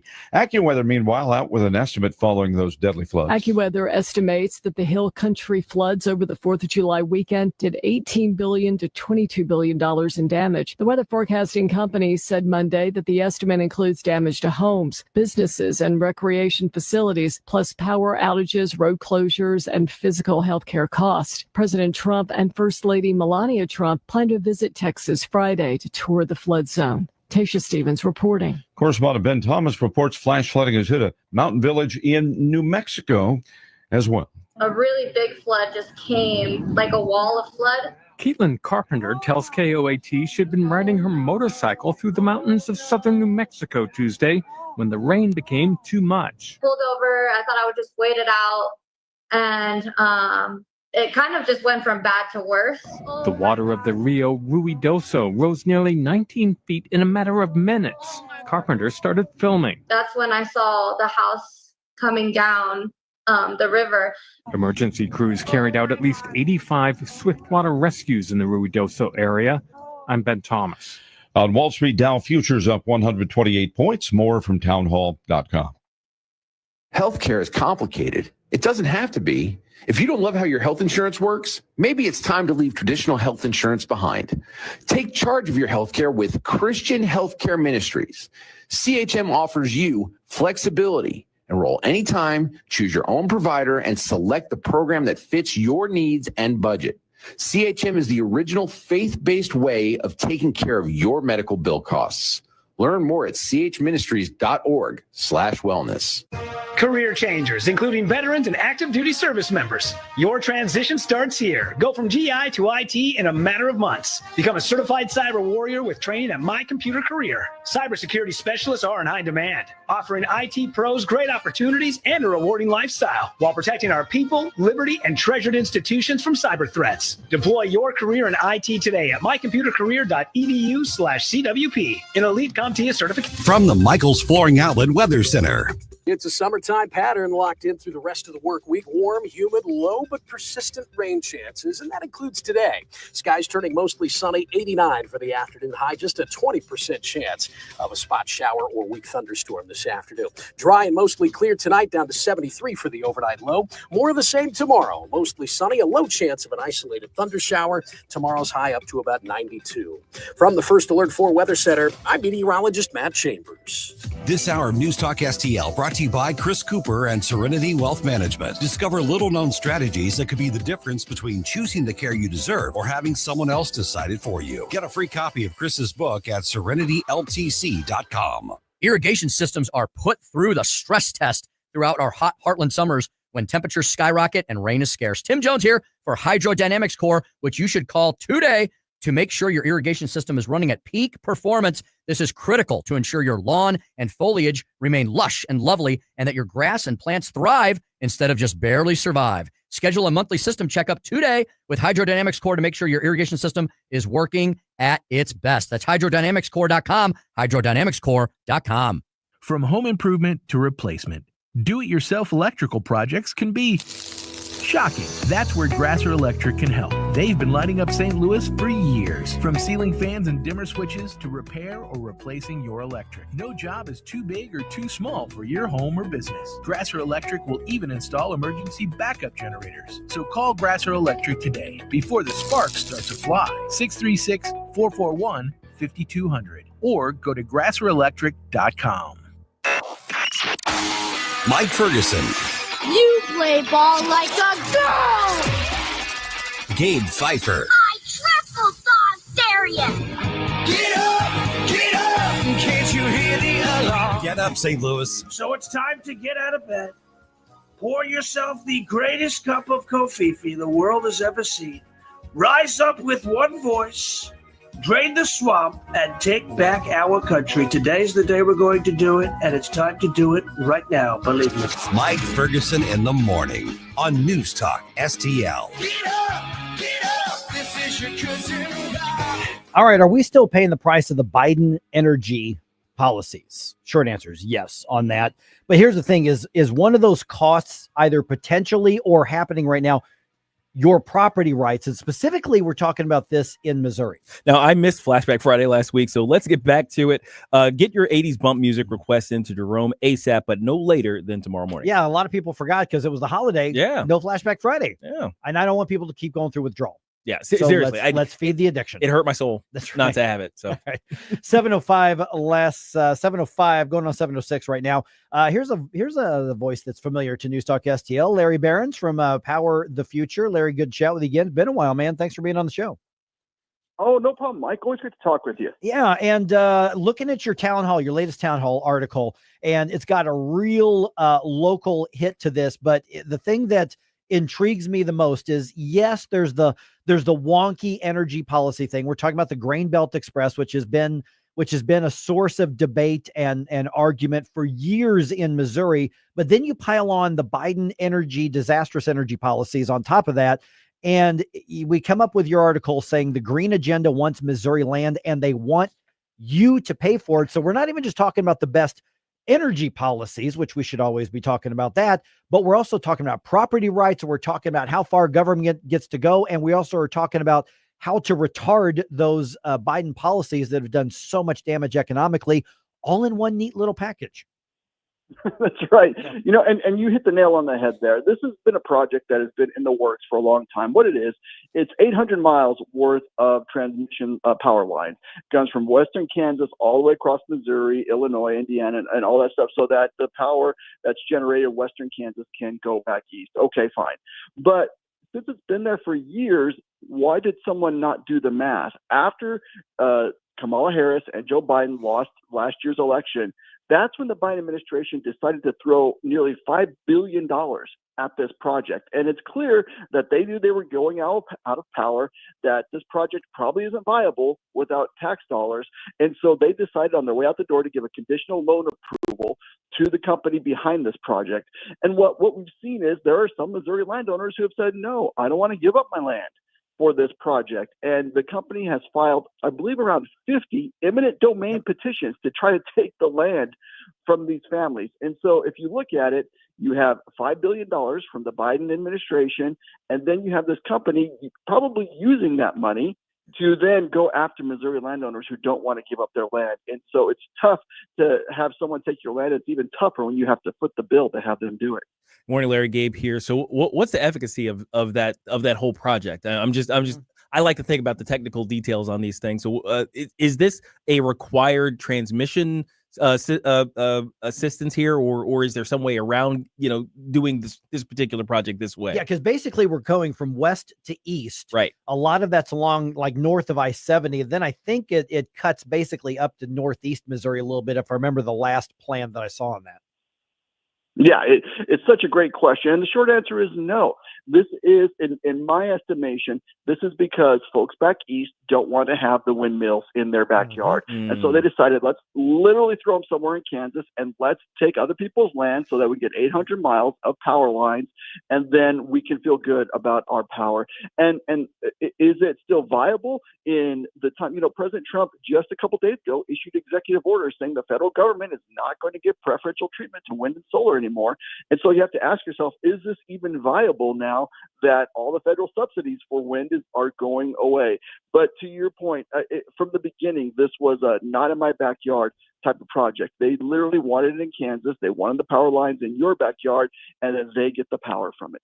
Yeah, because if you drive through western Kansas, and I've done that a number of times, and if you do, make sure that you've got something to entertain yours, because there's nothing there. Yeah. But then you go to this one area where there's all these windmill farms. I mean, there's some in Illinois as well, but you go western Kansas, that's all they've got out there, windmills and tumbleweeds and out there. And so we're talking about power from those wind turbines or those windmills, hundreds and hundreds of miles through there. Now, to Gabe's question, I want to follow up on this. We're visiting with Larry Behrens from Power of the Future. We're talking about a relatively low efficiency sort of generation of power, 800 miles of this, and a lot of that eminent domain is going after farmland in Missouri, if I remember correctly, or unless something's changed. Yeah, you're exactly right. It has to have land taking from rural land. And what you're hitting on is exactly the right point. They call it in the industry energy density, i.e. how much energy are we producing per square foot? And wind and solar are just terrible for that, right? You get so much more per square foot from coal, oil, natural gas than you would from wind, because it has to be spread out. It has to take up massive amounts of land. And so we're told repeatedly by the left, this is the most affordable type of land or type of energy that we can have. And it's like, well, why do you need to gobble up so much land for it? And why do you need to use taxpayer dollars to do it if it is the most affordable? And so I think folks are starting to see that, what they're being told by this intermittent source of energy is just not the truth. So how deep do the roots of these efforts go, for the various green agenda issues, and how are they affecting Missouri even right now? Well, that's a really good question. So they go for a while. As you mentioned, this has been a project that has been in the works for years. Thankfully, Attorney General Andrew Bailey just last week announced he's going to bring an investigation against the company doing it, because they may not have been as upfront as they should have been about what they are doing in Missouri. And so he is asking them to deliver documents, to give them answers, and that's good. And then Senator Hawley has asked the Department of Energy to simply stop the loan. It's a conditional loan. Joe Biden gave it on the way out the door, no scrutiny. He was just trying to shovel more money into the green agenda as he left office. Let's stop this loan. And that is something that should be considered as well. So there are more eyes getting on this project to try to take a look at, is this viable? Is this what we want? And if it is this company and this process what we want for Missourians? Because taking their land and eminent domain filings when they don't want to give up their land is probably not the best advertising for what they want for their energy. Yeah, and eminent domain, I will tell you, is just one of the personal, for me, one of the personal points that really pisses me off. Government saying, "Oh, I'm just going to take your stuff." I can't stand that. I understand there are times where it's carved out and you may not be able to get around it, but for something like this, we're talking about a commercial product and we're seeing some questions online here right now, Larry, in that okay, but if this goes through, as much as we don't like the green stuff from the Biden administration, and we don't like the big government aspect of it. Is this something that would eventually lower our energy cost? I mean, is there something there would be something in it for us if we're willing to put up with all the garbage and bad policy? So proponents will say yes, and I'll let them speak directly to that. From my point of view, no, it doesn't. This is not going to be energy that's going to come directly to Missouri. It's going to be energy that passes through Missouri. I think proponents would say, well, yeah, but once this infrastructure is in place, then we can take advantage of it. And okay, that's fine, but I would like my lights to come on even when the wind doesn't blow. I would like my furnace in the winter to come on even when the sun isn't shining. And so putting unreliable intermittent sources of energy that, even though they could eventually be working here in Missouri, is something that is not going to be beneficial, because I need power all the time. I'm just one of those people. I'm addicted to energy, and I think everyone else is as well. I'm not alone in that. And so when you look at even the solar facilities here in Missouri, there are some that only work at 12% capacity. And so when they talk about and have a ribbon cutting saying this is going to be 100 gigawatts, well, no, actually we're getting about 12 out of it, because I don't know about you, but clouds have have a ability to show up and block the sun. And so this is something that is not, and what Washington has recognized, not great for the future. And so, sorry, very long-winded answer of saying, no, I don't think we're going to be a massive benefit. Yeah, but how much energy did you just produce with a long-winded answer on the Green Belt Express? Golly, I just undermined my own case. Hey, it's 7 o'clock. Let me pump some more caffeine. Is there any hope for nuclear? I mean, because that seems to be the one thing that people don't like talking about when it comes to energy production in America.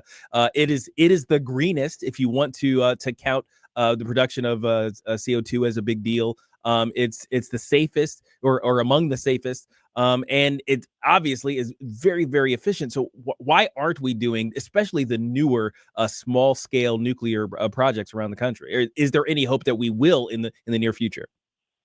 Yes, and I'll answer your question directly here in a second, but let's just point to how crazy the eco-left is. They say they care about emissions, then you give them nuclear and say there's no emissions, and then they get mad about that. So it just proves that it's just a power grab for their preferred methods of energy. But directly answering your question, yes, there's absolutely room for that. When Washington is now saying through the One Big Beautiful Bill and through President Trump's executive order saying we are going to be agnostic to what type of energy you want, you need to decide whether it's affordable and reliable and good for you, and then go for that. If people choose nuclear energy, then absolutely that can be there. Now, the permitting process and the approvals on that do take longer. And so getting that stuff up and moving is not fast, but absolutely there's opportunity for that. All right, Larry Behrens with Power of the Future. Hopefully people want to connect with what you're doing. This is one of those things that people can be scared off because it's a little bit wonky, but this is crucial because our entire lives, basically everything to do, it doesn't happen unless something powers something that we're going to use. So this matters to absolutely everybody. So what are the ways we follow what you're doing at Power of the Future? Yeah, and I hope my meandering answers have told people that's not wonky at all. But yeah, they can head over to the website, powerofthefuture.com. We're more succinct over there. Sounds great. Larry, appreciate it, man. Thanks so much for the update. Thanks, Larry. You guys are the best. Have a good one. All right, 314-912-1019. The Green Belt Express, this has been a big deal, particularly in West Central and Central Missouri. But understand, we're talking about it. They kind of, unless they've changed the plans, it was originally going to kind of go up through Northeast Missouri, so kind of through part of the 94.1 listening area as well. And they just kind of figured, oh, let's just go pick on all the farmers, and we're going to go take some of their land to build this thing. And the farmers going, wait a minute, I'd rather continue to grow crops to feed my animals so that you can eat stuff. And this isn't worth it to me. And there's also another line that goes up on the western side of Missouri up towards like St. Joseph. And then you go into central Illinois up I-55 and you see some areas there with a bunch of windmills as well. But I don't even know if those are going to be connected to the Grain Belt Express. But what's interesting there is Larry pointing out, it's not bringing power to this area. Yeah. It's bringing it through it to the people on the East Coast who can't be bothered with having the windmills in their states. Oh, certainly. You don't want them blocking the views off of Martha's Vineyard. Right? You don't want them to do that. No.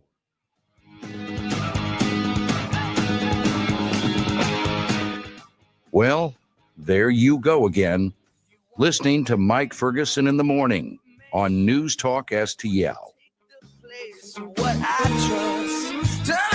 News Talk STL. This is Larry Connors, and my favorite sandwich at Capriati's is a Philly cheesesteak with peppers. Sweet peppers, but sometimes hot peppers. I love Capriati's, and so will you. Open 9 to 9 daily on Manchester at midnight in Rock Hill. Attention reptile lovers, ready to discover your next scaly friend? Welcome to the Show Me Reptile Shop, your ultimate destination for fascinating reptiles and exotic pets, with 3 convenient locations in Troy, St. Peters, and Springfield. We have an amazing selection of snakes, lizards, turtles, and more. Whether you're a seasoned herpetologist or a curious beginner, we've got the perfect pet waiting for you. Show Me Reptile Shop. Visit us in Troy, St. Peters, or Springfield, and online at showmereptileshow.com. Hey, Columbo here for Rockwood Charcoal. Rockwood is made from 100% pure Missouri oak and hickory, so you're cooking with the best and supporting local industry and a local business all at once. There's over 100 area Rockwood retailers. Find yours at rockwoodcharcoal.com. Hi, Kirk Hilsinger here, and I'm the new chairman of the St. Louis Republican Central Committee. I invite you to our meetings that take place the first Thursday of every month at 3710 Hampton Avenue. You can stay connected with us to learn more about how you can get involved, make your voice heard, and contribute to our shared goals. Together, we can make a difference in the city of St. Louis and the state of Missouri. For more info, visit our new website at stl-gop.com. That's stl-gop.com. Paid for by St. Louis City Republican PAC. Curtis Farber, Treasurer. I really like all the things you're saying. News, analysis, opinion. Thank you very, very much. News Talk STL.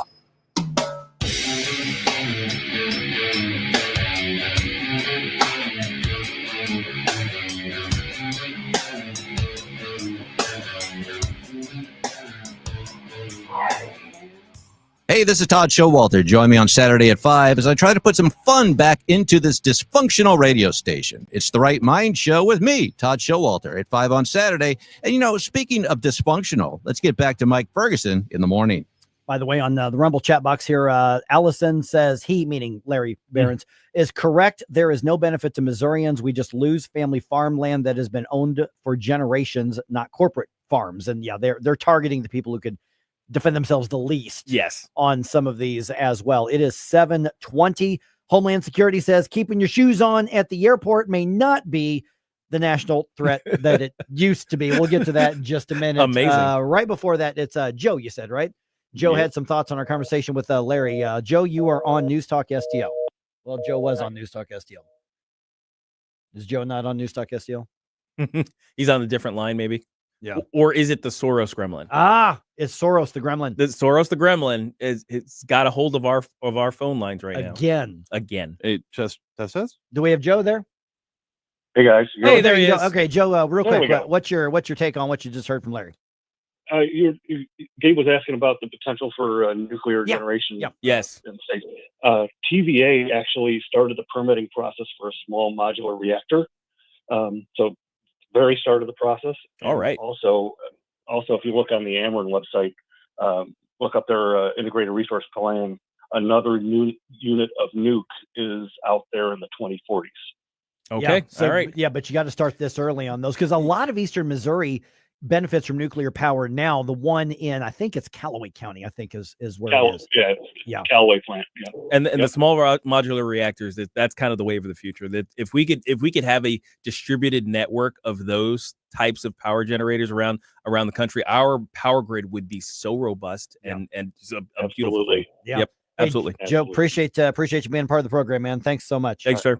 And I'm excited about our next station-sponsored event, and I'm excited about telling you all about it. We're doing that tomorrow at 8:05. This is a big one, and you will want to be here. Yeah. So be the first to reserve your spot at that event, and we'll tell you how on Thursday. I am telling you, I am giddy. I mean, I like all of our events, but I'm giddy about this one. This one's exciting. It's like if I had my nutrition stop meal and then a Mario's donut for dessert. I am that giddy. Yeah, buddy. All of this and sitting in my my home and eating it in a light that was powered by a nuclear plant. That's how good. I love it. I think I put everything in. I think you just did all right. Okay. Well done. By the way, real quick, before we get to this TSA thing here, this is interesting. The Trump administration, because I've seen several people commenting on this on social media this morning.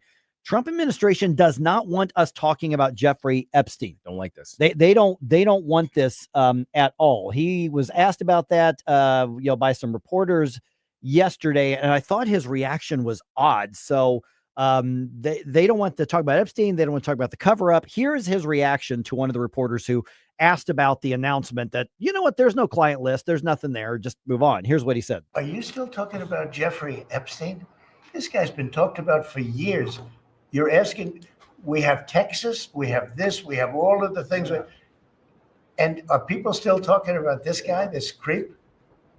That is unbelievable. No, it's not unbelievable, it's Mr. not. President. Mhm. No, Wrong we're response. not going away on this. That's a terrible No, response. It's a horrible response. And Attorney General Pambondi was with him. And then the reporters, to their credit, went, you literally said, the list is on my desk. Yeah. And so here's her trying to do some CYA. I was asked a question about the client list, and my response was, it's sitting on my desk to be reviewed, meaning the file along with the JFK, MLK files as well. That's what I meant by that. So I didn't say what I said. Yeah, he's like, I didn't mean the list itself. I didn't When I said the validate that list, there was a list. I just said that there were files that could lead to a list, but apparently the files didn't lead to a list. So now there's no list. Yeah. And don't forget, the New York Post themselves, they actually reported leading up to the election that Donald Trump said, hey, we have the Epstein client list and that will be released day one if you elect me. So see, this is one of those things. It's like, look, he made a name for himself in his first term for being one of the few politicians to do the whole promises made, promises kept. Remember, that was a big deal. To be fair, he's kept a lot of promises. A lot of certainly a greater percentage than almost any president, I think, in my lifetime. But that one was a really big one. All of us were invested in it. Yeah. It should be a universal thing, and it's obvious that there's a cover up right now. Right. That's the problem. And here's the thing, and I hate to say this, but with that reaction yesterday, my thought was, okay, well, that means you're now included in the cover-up. Yeah. I mean, is there another way to look at it? I mean, we don't want to say that on the conservative talk radio station, right? But if I'm going to be intellectually consistent and authentic, is there another way to look at that? He's participating in it. Yeah. But I mean, by poo-pooing the idea that we're still talking And about, how dare Jeffrey you Epstein. ask about it? Yeah, it's basically, it's like, hey, we got more important things going on. It's like, hey, we have important things, but that's one of them. Right. And I'm really disappointed. I'm really disappointed in the Trump administration right now. Yeah, and to try to basically shame people, like, why are you talking about this? We have others. No. That's much bigger.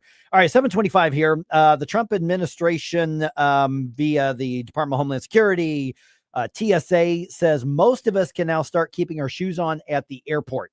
So wait a minute. What do you mean most of us? Okay, because if they think you're suspicious, then they still might do that. I don't know if your shoes really stank, but then again, if they really stank, then I want you to keep them on your feet even more. If that's please. the case. Mhm. But here's Secretary Kristi Noem making here's part of that announcement. The Transportation Security Administration, TSA, will no longer require travelers to remove their shoes when they go through our security checkpoints. How are we going to stop the terrorists? Okay. Yeah, seriously. I mean, like I said before, I was worried about the underwear bomber, because the thing is, if you guys remember back in the day, it was like 20 years ago, there was a shoe bomber, right? There was a guy who had, I guess, hidden explosivos in his shoes or something like flammable. something And flammable. he was literally, he tried to light. He them tried and to then he light didn't. his shoe like a cartoon, stick of dynamite in Bugs Bunny, and of course he only managed to burn up his shoe, but it put the fear of shoes into the TSA. I think there's a phobia, right? The fear of shoes. So there's also a a fetish. There's also a fetish. I'm not saying that's what it is. For Maybe TSA. they're related. I'm just not Wait saying a that's minute. what it is. Oh my gosh. A phobophile? Is that why the TSA people are saying. kind of like they are? Hey, listen, you know what it takes to become a TSA blue shirt, right? Yeah. A GED and a relatively clean criminal record. Relatively. I mean, that's relatively. That's what it takes to qualify to be the person who exercises all of this ridiculous authority over us. So I think what probably happened is somebody over at the TSA they just had enough. There was too much, too many smelly feet in the airport or something, and they just kind of had a freak out. I'm going to be honest with you.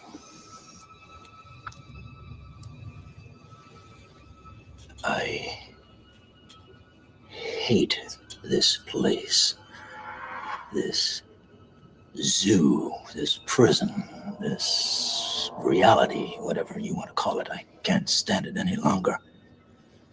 It's the smell. Yeah, I think that's sounds what about happened. right. That's Yeah. probably what happened. And so they decided to get rid of the whole shoe policy. Okay, so here's part of the statement made by Secretary Noem as kind of a follow-up explaining the reasoning for some of the changes. Processes that will help us screen your bags faster, make sure that when we're going through checkout lanes and security lanes, that we have the ability to scan individuals.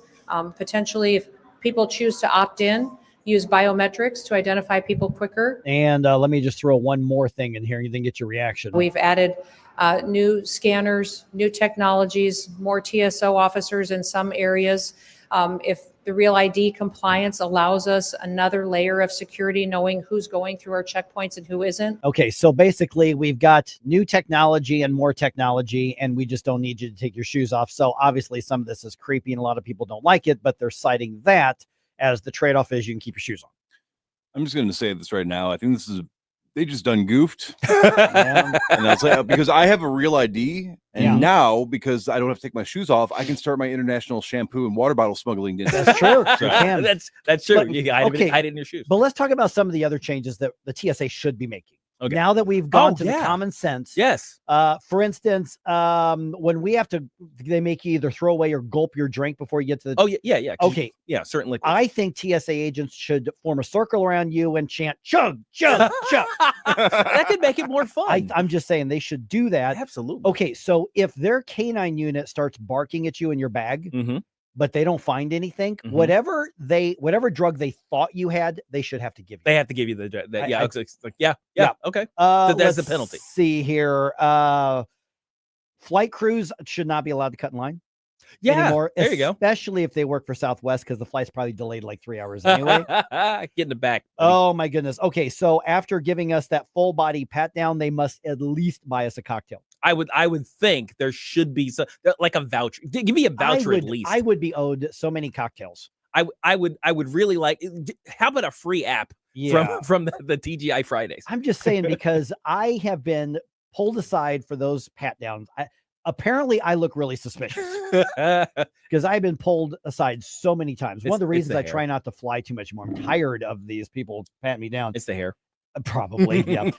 And children should go through the scanner on the conveyor belt. Yes, I mean, it's fun. That would be just why not? The kids would love it. They would love. There's like, are we going to the security line? All right, lay down. Yeah, there you go. There you go. We're calling you King Tut for a minute. There you go. Exactly. All right. So anyway, you got some rules that we think we should implement. Let us know. But there you go. TSA, 20 some years later, catching up to a little bit of common sense. All right. By the way, lawfare is continuing. Why do we have a Supreme Court if nobody pays attention to it?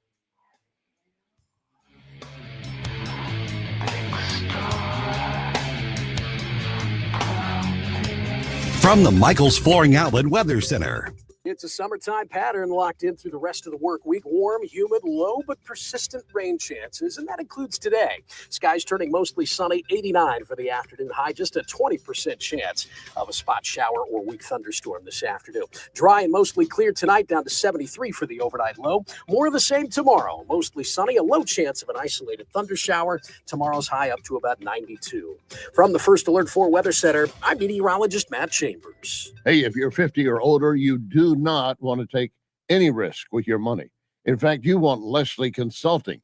My friend Bob Leslie can show you a gain and retain plan. Means that you never lose. Plus, you get up to a 20% bonus on day one. Leslie Consulting, a leader in brokerage and risk management. 314-721-0066. LeslieConsulting.com. Larry Connor's Commentary, brought to you by Vincent's Jewelers, offering a wide selection of jewelry, including lab-grown diamonds, affordable earrings, bracelets, necklaces, and rings, up to 75% off their natural counterparts. Visit VincentsJewelers.com. This is Larry Connor's Commentary on News Talk STL. Dr. Fake Anthony Fauci at one time testified in Congress, I personally signed off on using puppies and kittens for research. In many cases, the animals were infected with a virus, insects, force-fed experimental drugs. I don't recall any member of Congress asking Fauci, do you have a pet? Of course, Fauci is no longer with the government. Maybe you're thinking this kind of testing has stopped. Well, in fact, there's one program Fauci started that continues. Arizona Congressman Gosar demanding it come to a stop. Is there anyone who would favor that the testing continue? Maybe some facts would change your opinion. One is where 400 beagle puppies are infested with ticks. Some of these puppies get no medical relief. Others are being used to test various medicines and still suffering. This program has been renewed twice since Fauci left, once in April and again just last month. It's taking place at the University of Missouri in Columbia. Get more Larry Connors on Larry Connors USA. Tonight at 6 on News Talk STL. The Herzog Tomorrow Foundation provides private school tuition scholarships through Missouri's new Most Scholars program to cover the cost of accessible, high-quality schooling. Hi, this is Mayela Esser with the Herzog Tomorrow Foundation. Our private school tuition scholarships wouldn't be possible without the support of generous Missouri taxpayers. If you're a Missouri taxpayer interested in redirecting your tax dollars and sending them to Missouri students in need of a better education, please contact me at herzogmostscholars.org. Better education for students creates a better tomorrow for all. Learn how you can help provide a better education for Missouri students at herzogmostscholars.org. That's herzogmostscholars.org. Also, sign up for The Lion, an initiative of the Herzog Foundation that carries articles covering a wide range of issues facing American families and culture. herzogfoundation.com. That's herzogfoundation.com. Looking for a hardware store that treats you like family? Welcome to True Value Schneider's Hardware, your local gem in Old Town St. Peters. For over 100 years, we're proudly serve you St. Charles County, providing everything from lawn and garden supplies to plumbing and electrical. Need a bolt or fastener? We've got you covered. And don't forget, we're a steel dealership. Whether you need sales, parts, or service, ask for Charlie or Jerry when you come in. We're here to help. Call 636-278-4461 or visit us online at truevalue.com/Schneiders. If you find yourself feeling out of place in the world, it's comforting to know conservative values haven't been abandoned everywhere. Thanks for being my voice in all this. This is News Talk STL. There are people out there that feel the way that I feel and say what I say. Welcome home.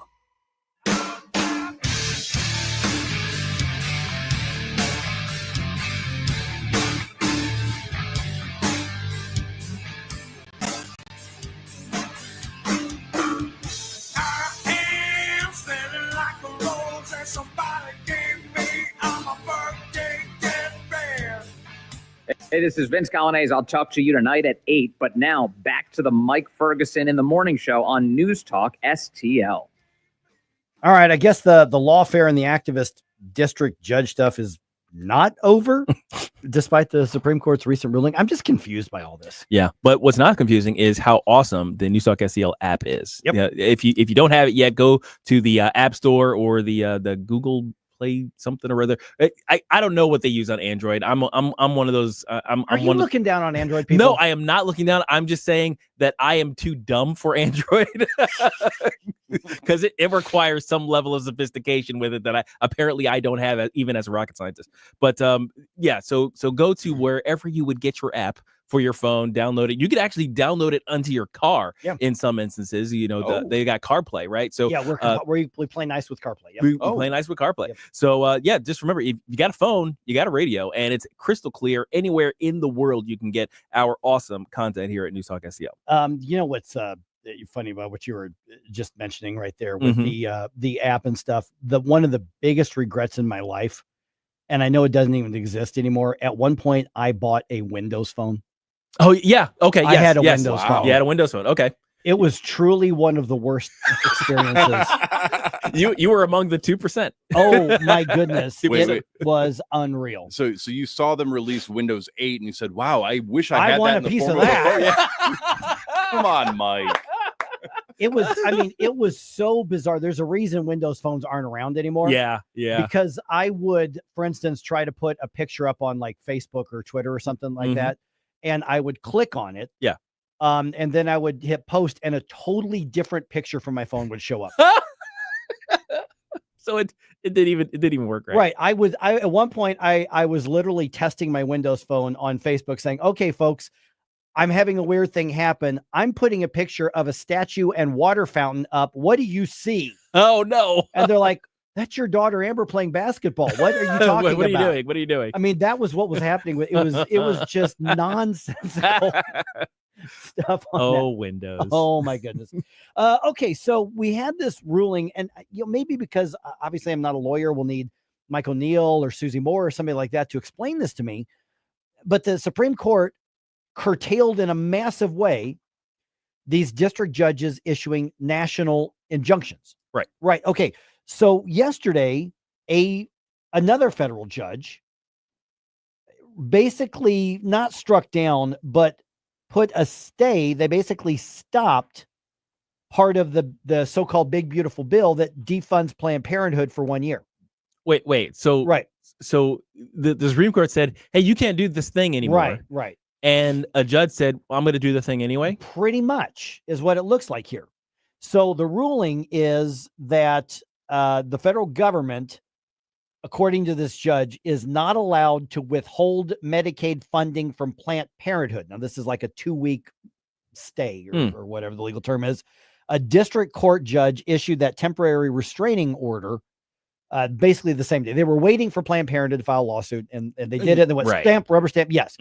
So this is a law that has been passed by the people's representatives, by the senators, and then signed into law by the president. Yeah. So it should be a done deal, right? Right. We're talking about appropriations and saying that the federal government is not going to send money to Planned Parenthood via Medicaid. So now, keep in mind, this is just 1 year. Yeah. A lot of Republicans and pro-lifers are celebrating this, but as Bob Anders pointed out, this is 1 year, and then it goes right back to doing it. Yeah.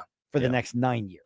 Now, of course, the hope is in the meantime, if you starve it at least for a year, you're going to end up closing a number of the things, and it's harder to reopen than to close. So, or Republicans could collectively grow a set and just defund them. That would be nice. Yeah. But I'm desperately looking for the silver lining.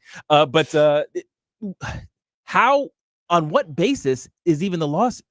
Is this lawsuit? Because the thing is, it's if the law says you don't get money, then how do you sue them for following through on the law? Right. I'm reading a news article on it right now. Let me just read a paragraph. Okay. All right, please. The suit alleges Planned Parenthood was singled out, quoting, in order to punish them for lawful activity, namely advocating for and providing legal abortion access wholly outside of the Medicaid program and without using any federal funds. Exactly. And the story goes on to say, the filing also says more than 1 million Medicaid enrollees go to Planned Parenthood in a given year, and that the organization received more than 1/3 of its total aggregate revenue from Medicaid reimbursements during the fiscal year 2023. Now, keep in mind where it is. Isn't that an legal, indictment on itself? They're telling on themselves. Because we know that something like 90% of their so-called medical stuff is abortion. Yeah. And so if 1/3 of their aggregate revenue is from Medicaid, that means we're paying for abortions by reimbursing this in states where this is legal and called healthcare. So there's no question of it. Right. Which runs afoul of, I think, existing federal law, or at least a federal rule that says that there's going to be no federal funding of abortion. Right. Right. So the district court judge, name is Indira Talwani, says the Trump administration has to file a status update later this week. Essentially, status update meaning how are you going to comply with this? And then she set an in-person hearing later this month to hear from Planned Parenthood and the Trump administration. So what basically the judge is saying is I overrule Congress and the president. You will spend the money on this, even though your duly elected representatives have voted to not do that, at least for the year. And you're going to tell me how you're going to implement this. So that's crazy. Obviously, the Trump administration is appealing. Pam Bondi has already said they are appealing that ruling on this is. But what you've got here is precisely, as I understand it, what the Supreme Court has said these district judges cannot do. Yeah. See, I'm not understanding. Okay, so help me unpack this as well. Why would the Trump administration even recognize that stay? Okay, so that's a big question right now. If you've got that, you see, that's the thing is we've got the checks and balances, right? That's Supreme Court, right. the legislature, and the executive. Those are the checks and balances that because dealt this with is what the Supreme Court dealt with, saying this isn't your lane, right? On this. So, I mean, obviously, at some point, it's going up to the Supreme Court. The Supreme Court's already ruled on this. Right. I mean, but it's also one of the same reasons, the Supreme Court's ruled on the Second Amendment over the last couple of years, which have been phenomenal rulings. And we still have new laws being filed and enforced and passed in states like Illinois. Right. So what you have here are courts who are ignoring not only the law, this is a legislative, this is an appropriations, this is money spent, this isn't judicial, this isn't anything. They're inserting themselves, even after the head of their own branch of government, their own type of government, has said you can't do this. So I agree. A fair question is, why should the administration and Congress even acknowledge that the ruling happened? Or is that a step towards anarchy, saying, well, it's a bad ruling, that's why we have the process, we'll have to go through the process? Yeah.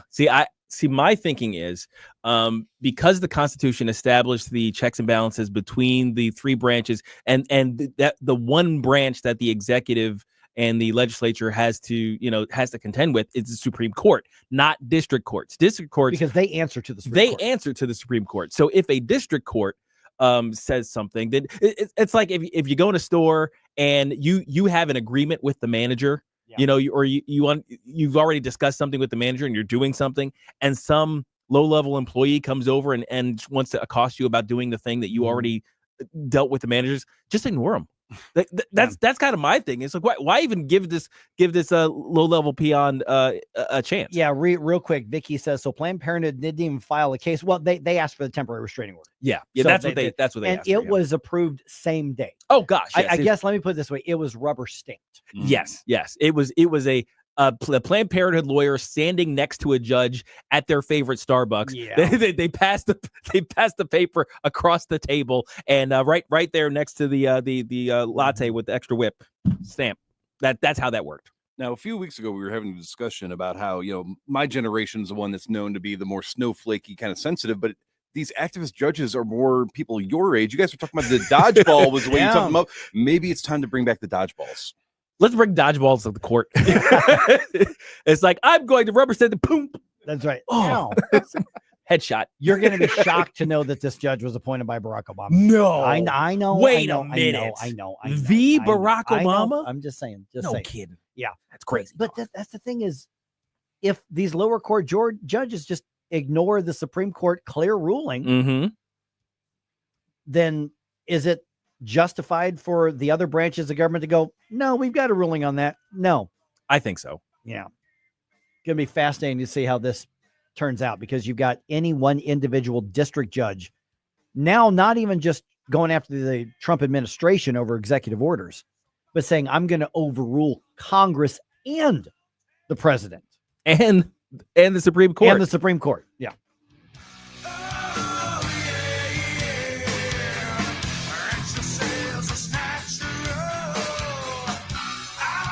Mike Ferguson in the morning. Our country was founded by geniuses, but it's being run by idiots. On NewsTalkSTL. Looking for unbelievable deals? Stop by Overstock Outlet in Lake St. Louis or Warrenton, open 7 days a week. Discover big savings on a huge variety of merchandise with no hassle. Just great prices. Visit us in Lake St. Louis on Highway N or in Warrenton on Boones Lake. Check out our Facebook page at Overstock Outlet Lake St. Louis or go online to overstockoutletstl.com. Unbeatable value, friendly service, and you never know what we'll have at Overstock Outlet. Getting new flooring can be exciting, or it can be a hassle. To make sure you have a great experience, use Michael's Flooring, like I did. Hi, it's Susie Moore, and Michael's Flooring has become my go-to for quality, variety, and an all-around great experience. They've been locally owned and operated for more than 30 years. Carpet, hardwood, laminate, ceramic tile, natural stone, luxury vinyl, it doesn't matter. Michael's Flooring is ready to help. 3 locations to pick from, St. Peter's, Darting Prairie, and Creve Coeur, or online at igotfloor.com. That's igotfloor.com. Hungry for the best steak you'll ever have? Head to the heart of Moscow Mills and discover Harry J's, a local landmark and family-owned steakhouse, serving up excellence since '98. From mouth-watering appetizers to decadent desserts, Harry J's has something for everyone. Enjoy our extensive bar selection while soaking in our friendly family atmosphere. Whether dine in or carry out, your meal is prepared to perfection. Make the drive to 300 Main Street and treat yourself to a taste of Moscow Mills' finest. Harry J's, more than a steakhouse. We're a tradition. Why leave your company's story to chance? In today's digital world, video content isn't just an option, it's essential for your success. At Blue Ocean Media Group, we've spent decades crafting compelling visual stories for businesses just like yours. From concept to completion, our award-winning team transforms your vision into powerful video content that connects with your audience and drives results. Don't trust your brand to amateurs. Partner with Blue Ocean Media Group. Visit blueoceanmediagroup.com today, and let's bring your story to life.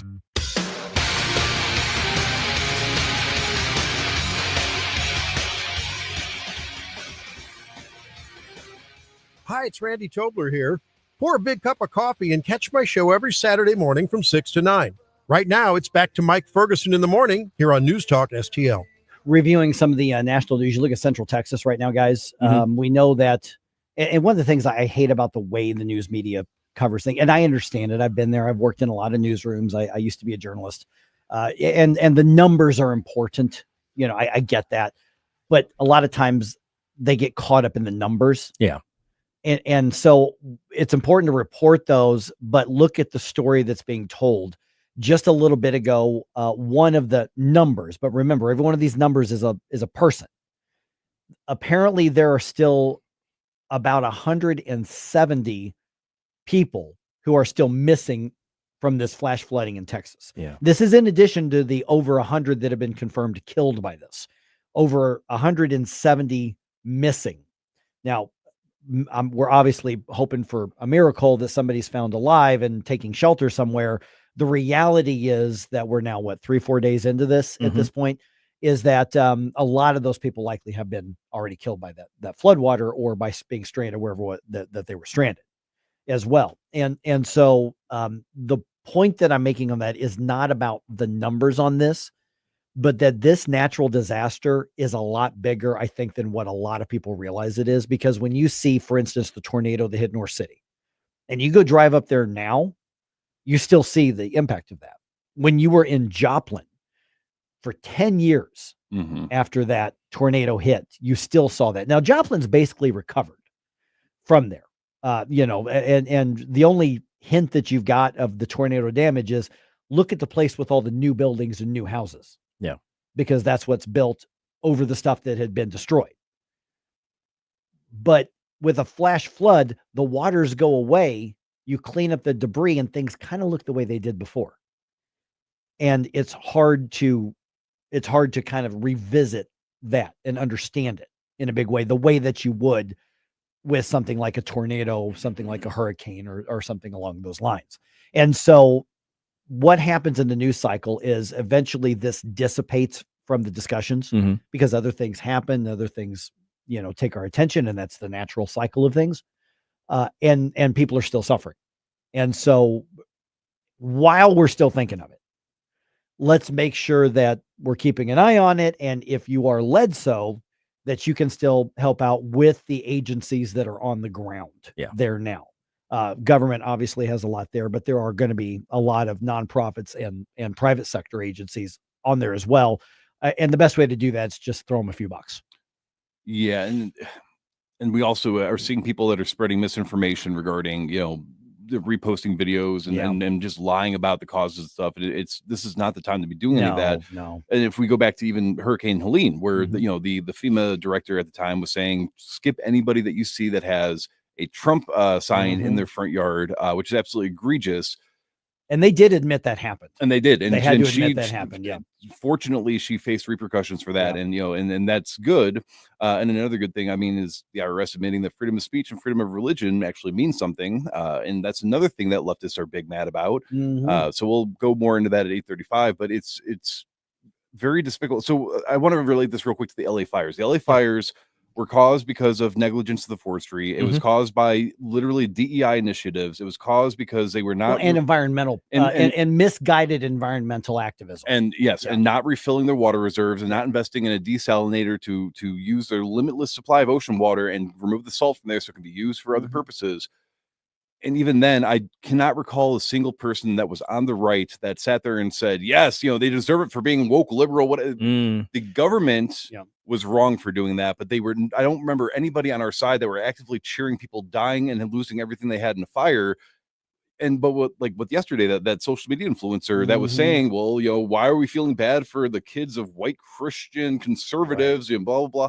And how do you play nice with somebody that makes it explicitly clear that you are the enemy in their mind, that you deserve everything bad to happen with you, that they don't want to play nice with you, they don't have there's no olive branch, and we are bad and we deserve horrible things to happen to us, and we sit here and say, well, how can we sit there and compromise with them? And I just don't see a way forward of unifying the country. And if you dig deep enough, there was probably somebody on our side who was saying that in California. Maybe. Probably. I don't know. I remember we had a lot of conversations with, Bob Hogue, with Gregory Wrightstone, with some others who came on and said, here's why this happened. Yeah. This is what we can learn. That's different. Yeah. Well, that's saying, here's how you make sure this doesn't happen again. That's actually, it's based in the idea of wanting to protect people, wanting to protect even the people who vote differently. Imagine that. So I haven't even seen any randos on the right, though. Right. Like, it's like I'm leaving room for there to have been somebody, but I didn't see it. Yeah. You know what I mean? Like, but I'm clearly seeing people of catching traction, online and getting lots of likes for saying horrific things about the death of children just because they come from a red area. Yeah. And right.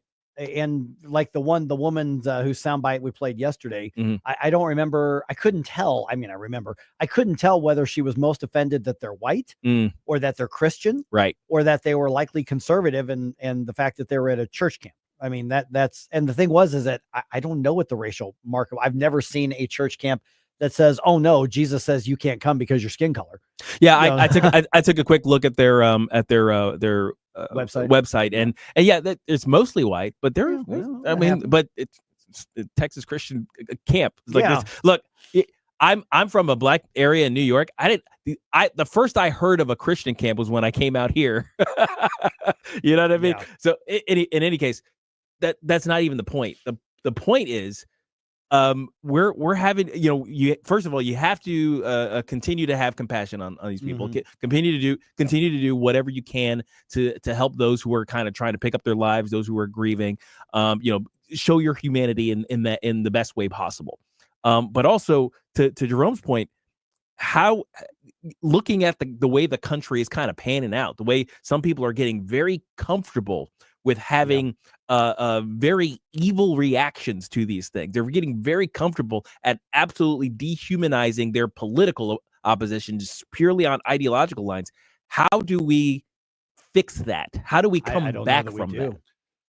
And I'll put it this way. You can say any horrible thing you want about me. You can hate everything about me and tell me all the horrible things you wish would happen to me. I don't care. You wear Crocs and socks to the airport. Yes, absolutely. You can say any horrible thing you want about me.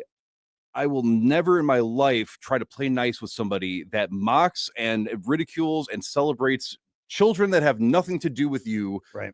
Dying, right, or being preyed upon by an international group of people, and then that say, well, it's not a big deal because whatever, we don't really care. No, I will never play nice with you. Bring it on me. Bring it on adults. Bring it on people at an ideological. Here is my actual argument level. Don't take it out on people that have nothing to do with what you're mad about. Right, and the number back to where we started. That really is eyebrow raising for me is over 170 people are still unaccounted for. Yeah, that's a big one. And when it comes to flooding, typically that just means they haven't found the bodies yet. I mean, at this point, yes, it's tough to make the case that any of those 170 odd people are just kind of wandering around out there or what have you. It's a sad thing to think about. And my heart goes out to all the people who are dealing with this. Now, there's also going to be a lot of people who have, lost property and food and homes and things like that, or had it damaged. And so when you look at like Samaritan's Purse, I think the Billy Graham Association's there. I think I would be shocked if Convoy of Hope is not there. Red Cross, all of those places. Look to see who's there, who are reputable. And if you really want to help, that's the best way to do it.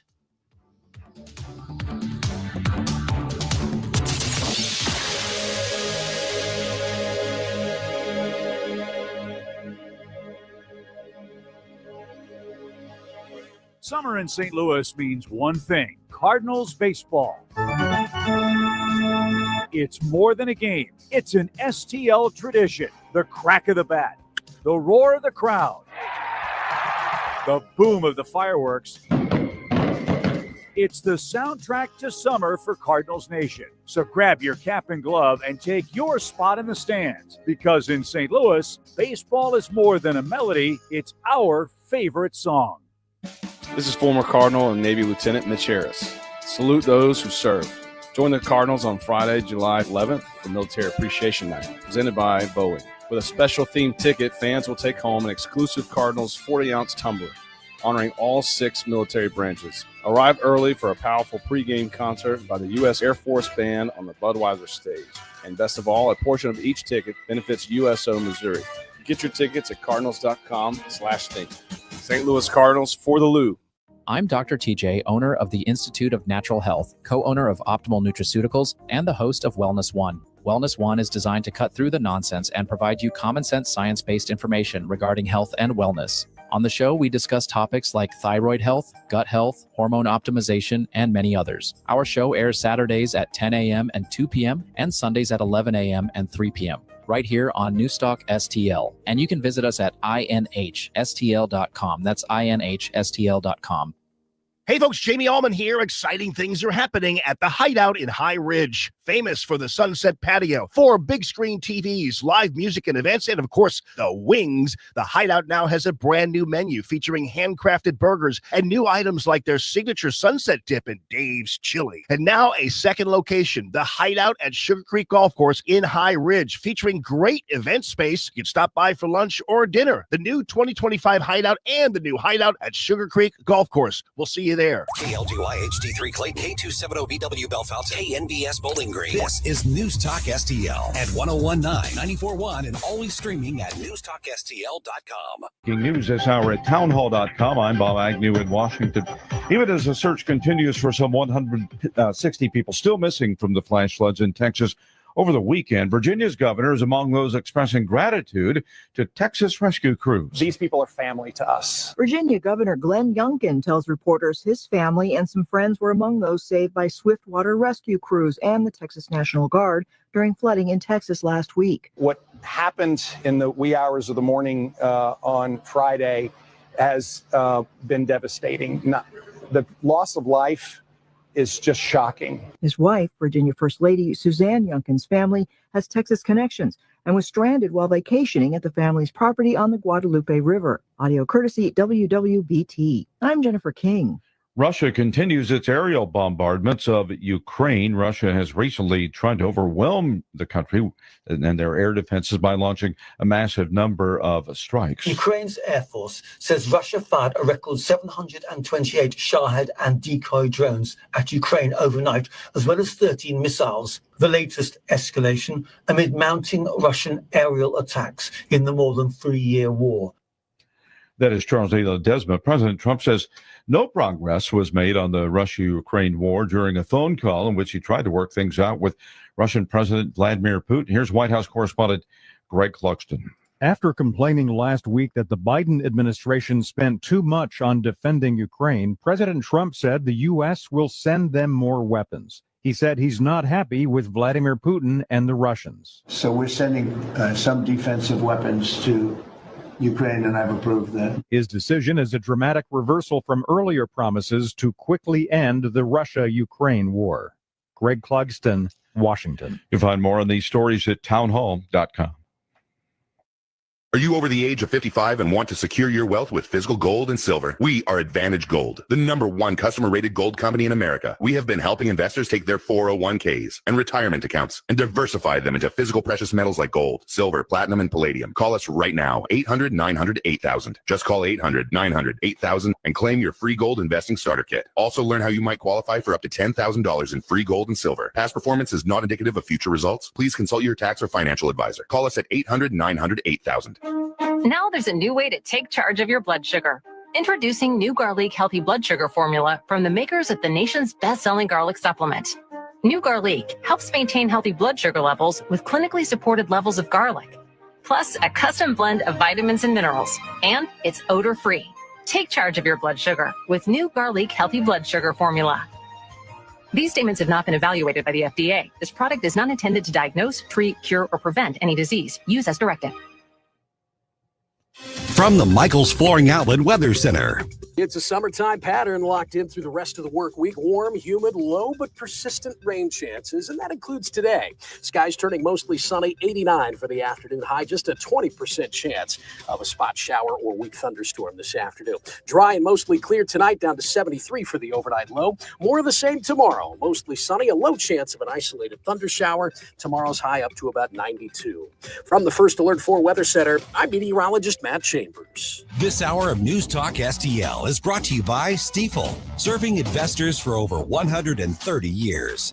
Contact your Stifel financial advisor at stifel.com. That's STIFEL.com.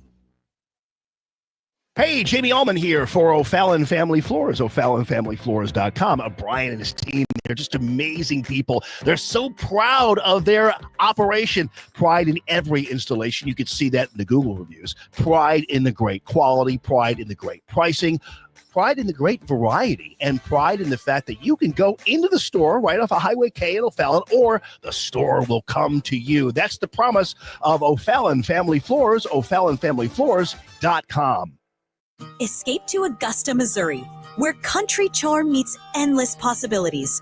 Just a short drive from St. Louis, discover our beautiful wineries, bike the scenic Katy Trail, and explore our rich history. Looking for romance? Our charming bed and breakfasts offer true hospitality with fine dining at local restaurants, wineries, and breweries. It's time to spend some time in the country. Augusta welcomes you. Learn more at augustachamber.org. Mike Ferguson. Are you pretending to be crazy? Wow, you're really pumped about this. Gabe Pfeiffer.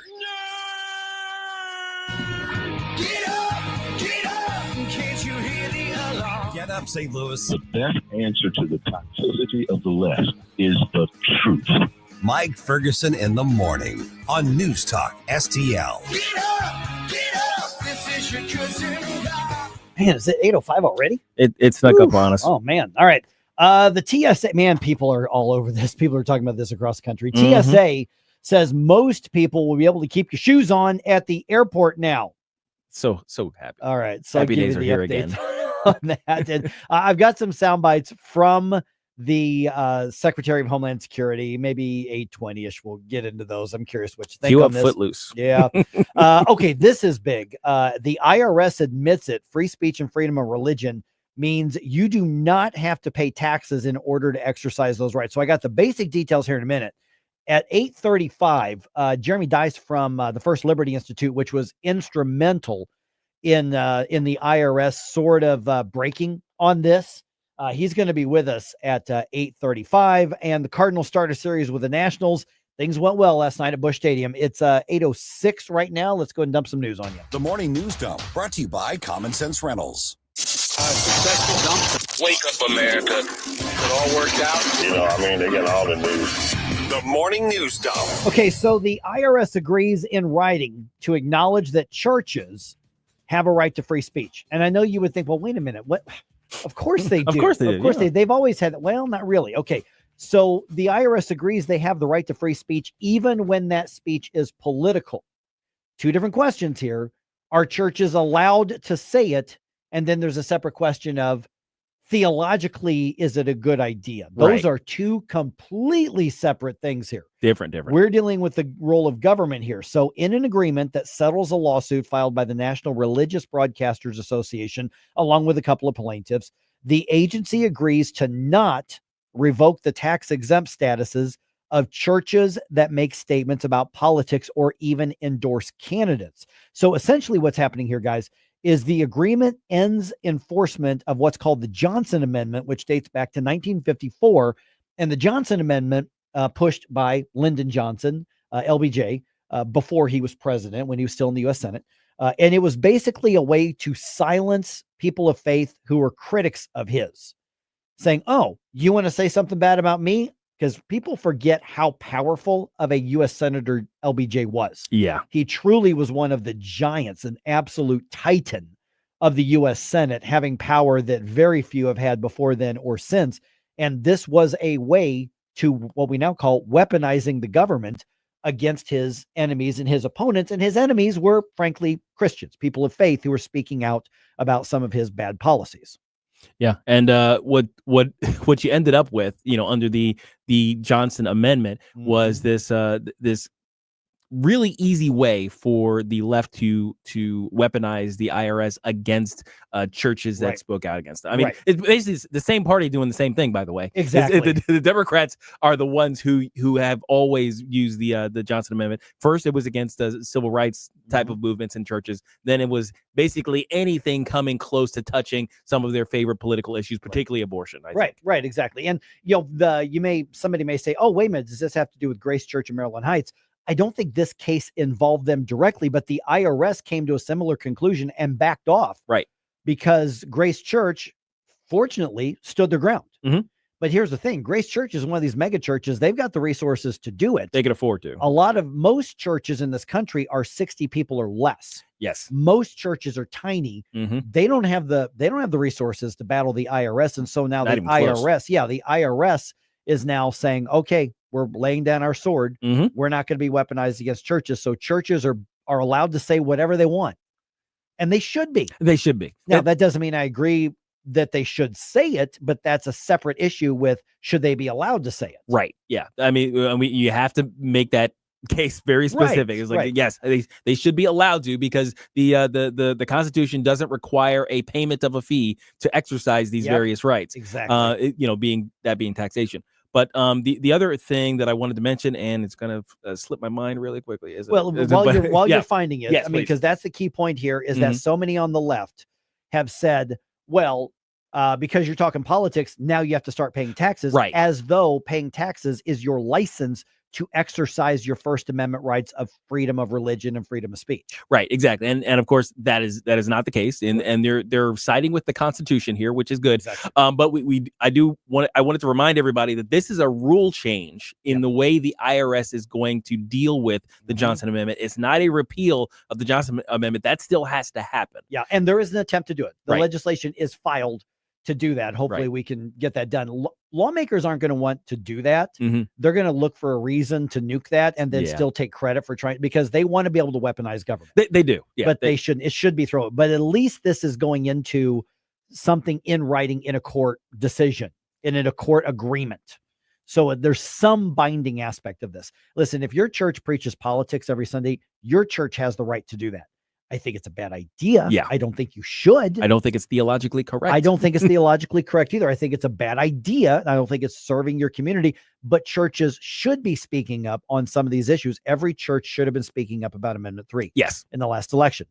They should have been doing that in Missouri, and many of them were too scared to do it for fear of being prosecuted by the IRS. They should not be scared of that. Churches should be free to say this candidate over that candidate. I don't think they should do that. I don't think that's the role of church in civil society. But I don't want the government stopping them from saying that, if that makes any sense. Yeah, absolutely. Okay, so 8:35, we're going to talk to Jeremy Dice from First Liberty about this in a lot more depth. Also feels weird to give kudos to a federal government agency. Well, especially that one. Yeah, especially that one. Okay, prices on a lot of things likely to go up soon. President Trump defending his new timetable for imposing a lot of these global tariffs. After announcing sweeping tariffs in early April, the president issued a 90-day pause. That extension expires this week, and now the tariffs will take effect next month. August 1st, they pay, and everybody pays. Everybody has to pay, and the incentive is that they have the right to deal in the United States. He also told a cabinet meeting of plans to place a 50% tariff on copper and steep taxes on pharmaceutical drugs, as high as 200%. Greg Clugston, Washington. Okay, so whether that's going to be followed through or not, we're waiting. I mean, they're announced. It affects the market, and then he says, "I'm delaying or carving out," and then don't. And so a lot of people said, "Well, these tariffs are announced and prices haven't gone up." See, he hasn't enforced them yet. Yeah, we're in that weird middle ground where it is now. Of course, due to these tariffs, the Vietnamese streetwalkers will only love you medium time. So be careful. Yeah, exactly. Well, and then if you catch something, the pharmaceuticals are going to cost a whole lot more to make that rash go away. Exactly. Just saying. All right, 8 cities and Los Angeles County. I got you with that one. Wait a minute, I got a text. Oh, the boss wants to talk to you. Oh, dang it. Oh, man. All right. 8 cities and Los Angeles County announced this week that they're joining a lawsuit accusing the Trump administration's deportation efforts, as in catching people in the country illegally and getting them out of the country. Those deportation efforts in California are being unconstitutional. It's unconstitutional to enforce a law that's constitutional. Right. Yeah. That's not. Oh, if you think that was enough of mental gymnastics, but wait, there's more. Oh boy. Los Angeles Mayor Karen Bass says the ICE detainments kind of look like kidnappings. Well, it creates a public safety problem, because if individuals in the city, and this has already happened, call it up and report it as a kidnapping, then you have LAPD go out, and then you have a mess. Huh? So the local residents they see somebody in uniform snatch up somebody they know is probably there illegally, and they're like, "Hey, they're getting kidnapped. I should call the other guys in uniform." Right, the other kidnappers. I was going to say, I completely sympathize with what she's saying, actually, because I once saw a guy who was trespassing. I mean, he was exercising his right to be where he wants to be freely. Oh, okay, all right. But it was in a private area, and those evil private property owners called some people that showed up with they had a car that had some lights on it, and he got kidnapped as well. Clearly a kidnapper. Just snatched up off the street. Yeah. Minding his own business. I'm like, what world do we live in where people like that can kidnap people that are free travelers from private property? Free travelers. Jeez. Oh man. All right. This is probably going to be something that turns into a real big story pretty quick here. Fox News Digital reporting the former FBI director James Comey, former CIA director John Brennan, now under criminal investigation for lying to Congress about the 2016 Trump Russia probe. The scope of that investigation, that's still being kind of under wraps. It's not clear just yet. White House Press Secretary Caroline Leavitt was on Jesse Waters' primetime on Fox last night, and as you would expect, she gives a thumbs up to the investigation. Both of these disgraceful individuals turned against our Constitution and our country, and I'm sure they did, in fact, lie to Congress, and it's up to the Department of Justice to investigate that and to prosecute them if they did. Okay, so once again, formal charges have either not been filed or not been released, but that investigation is happening. Okay, couple quick things here. Heads up on the Illinois side, part of I-55 is going to be closed in Madison County starting this weekend. Expect backups and detours. So the part of 55 and I-70, where that kind of runs along there, 55 and I-70 between Illinois routes 159 and 157 are going to be shut down starting Friday night. Going to remain closed for over 2 weeks. This is going to suck in that area. IDOT hopes to have it reopened by July 28th. Cardinals beat the Nationals last night 4-2 at Busch Stadium. They play the second game of that series tonight at 6:45.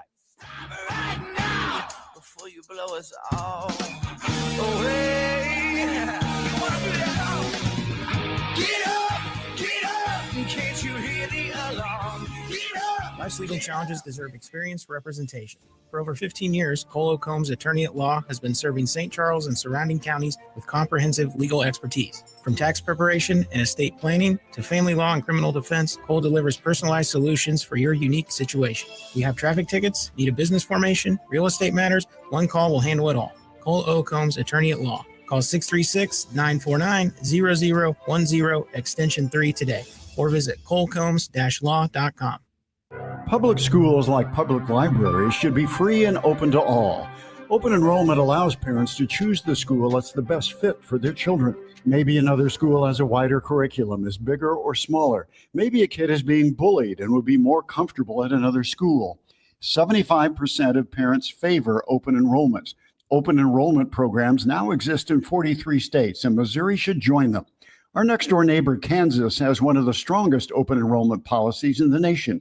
Kansas parents are trusted with choices and options, while Missouri parents must move out of their home to change public schools. And it's a trend. Nationwide, the percentage of students going to their chosen public school has steadily increased. Assigning kids to schools based on their zip code is the old way. Open enrollment is a better way. Learn more at showmeinstitute.org. The Show Me Minute has been brought to you by Show Me Institute and Show Me Opportunity. Did you know that we have a locally owned, independently owned family jewelry store right here in the St. Louis metro region that can create unique pieces for your family members and your loved ones? Newstetter's Fine Jewelers. That's the one we have. Tim Jones here to tell you all about Newstetter's. You can find them 24/7 at wilddiamonds.com. I have been there a multitude of times along with so many of my family and friends because Newstetter's is local, family owned, and provides honest jewelry solutions. They've been doing it for well over 50 years. You can find out everything they've got at wilddiamonds.com. That's Newstetter's Fine Jewelers, wilddiamonds.com. 101.9 and 94.1 News Talk STL, live and local. Listen to what those local folks are telling you. News Talk STL.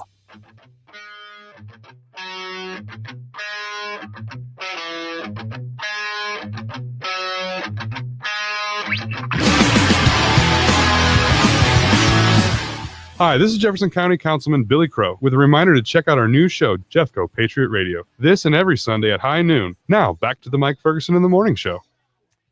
All right. Homeland Security says keeping your shoes on at the airport may not be the national threat that it used to be. Oh, that's right. And also the president says, stop talking about Epstein. No. Yeah, no. The answer is no on that. Now, for those of you that joined us for the 4th of July pregame and right. submitted such amazing music, thank you all. But as you all know, because it was a holiday, we missed Flashback Friday. Oh. Now, this week, we are going to resume the tradition. Yay! So if you want to get your music requests in to Jerome at newstalkstl.com and leave me a note of when you listen so I can try to get your song to you when you're actually listening to the radio. We would much appreciate that. You have until the end of the day tomorrow to make sure your request is considered. Okay. Send that in, guys. Flashback Friday. We're back on it. Back on it this week. Woohoo. Okay. Trump administration does not want us talking about Jeffrey Epstein or the cover-up. Yeah. I mean, I think objectively, Cover-up we're is- talking about a cover-up. That's the right word. That's the right and word. you guys know me. I don't go there very much. Yeah, because That it's not, much. I am. You're not the conspiracy theory I'm guy. not You're the not. conspiracy Yeah, that's theory me. type. That's true. Yeah, that's true. But that's what we're at this point. So while there were reporters all over the place, here's the president reacting to somebody saying, "Okay, what about this DOJ memo that says no, there's no Epstein client list after all." Here's how the president reacted to it. Are you still talking about Jeffrey Epstein? Yes. This guy's been talked about for years. You're asking, we have Texas, we have this, we have all of the things. And are people still talking about this guy, this creep? That is unbelievable. No, it's not unbelievable. It's not. But so basically, you've got the president trying to shame people into going, "Hey, whoa, wait a minute here. This is a big deal," and he's wrong. And honestly, that reaction really bothers me. He's mad that we are upset that he did not follow through on something that he promised to us. Right. Mhm. That's a big deal. How dare you guys even talk about this? Unbelievable. Yeah. Come on. It's really crazy. And of course, I mean, ultimately, we're not actually talking about Epstein. We're talking about the people we don't know about. Right. Like we're talking about Epstein's clients. We're saying, okay, well, we obviously, let's say, Epstein's gone, right? And we got what's her name? Giselle Maxwell. Other people were involved here. Yeah. They weren't the only people involved. And to say that, our concern about the fact that there are very powerful and rich pedophiles still running around out there, probably continuing to traffic young women, is silly. It's silly to look at us and say, well, why would you be concerned with such a thing? Not only that, I mean, it's disgusting and egregious, especially considering they said that they had tapes of these people Right. abusing the kids. Yeah. But it's also a national security issue because if a foreign nation comes along and like somebody like Iran or Qatar or any of the China, any of these people that are actively looking for ways to cause issues come along and they can compromise people that are elected officials or bankers, people in our government or that have any sort of influence in here to do their bidding. That is a huge issue for us. We should know who's already compromised. Well, and here's the thing is, remember we had that soundbite yesterday from Caroline Levitt, who was trying to basically dismiss this all as well. And she said, we're not releasing, a lot of the material has child pornography and it's not appropriate. And I'm thinking, of course, that's absolutely true. It's not what we were asking for. If that's what happened, somebody was getting it. Who? Right. That's the point. And so Attorney General Pam Bondi was right there next to the president. And there's the answer that she gave, because they said, you literally said that you had the client list on your desk. We asked if there is a client list and you said it's on your desk. Here's what she said yesterday, trying to CYA. I was asked a question about the client list, and my response was, it's sitting on my desk to be reviewed, meaning the file along with the JFK, MLK files as well. That's what I meant by that. Okay. First of all, no. Yeah. No. First of all, you're lying. Yeah. I mean, look, there's spin and I understand, basically the various euphemisms for it in political speech, but that's a lie. That's a straight up lie. You told us there was a list on it. You know what you said. Yeah. You know what we heard. What you said. You know how we took it. You had plenty of opportunities to correct the record, but you wanted to get credit for having and preparing something for us that we wanted. And now you want to backtrack and say, well, it's not actually that's garbage. Real quick, imagine doing the flip test and this exact same thing had been said by Jen Psaki or KJP or something. I mean, yeah. Honestly, ask yourself how you would be reacting if the exact same words came out of a Democratic administration. Now, I will say there might be a chance that we're blowing things out of proportion. We have a caller by the name of Laura who wants to play devil's advocate and maybe see what we're being hyper vigilant about. All right, what you got, Laura? Good morning. Okay, so I think that we have to remember that there was a lot of corruptness within the agencies, right? So maybe things that we're told that were there aren't there, okay, and they don't have what they were supposed to have. But I truly, truly believe that God has been working to reveal all of this. And right now, it's kind of like right before the lights come on. They're wanting to make sure where all the rats are at and making sure everything is locked down, the I's are dotted, the T's are crossed. And I think there's still stuff coming. I just think there's a few more nets that need to be cast. But they're saying it doesn't exist. Well, and in listening to that, I think that what people were saying is that he committed suicide, and that they're saying, well, we have evidence that he didn't commit suicide. Do they have evidence that he wasn't killed? Like, I think there's just some, very careful language being here.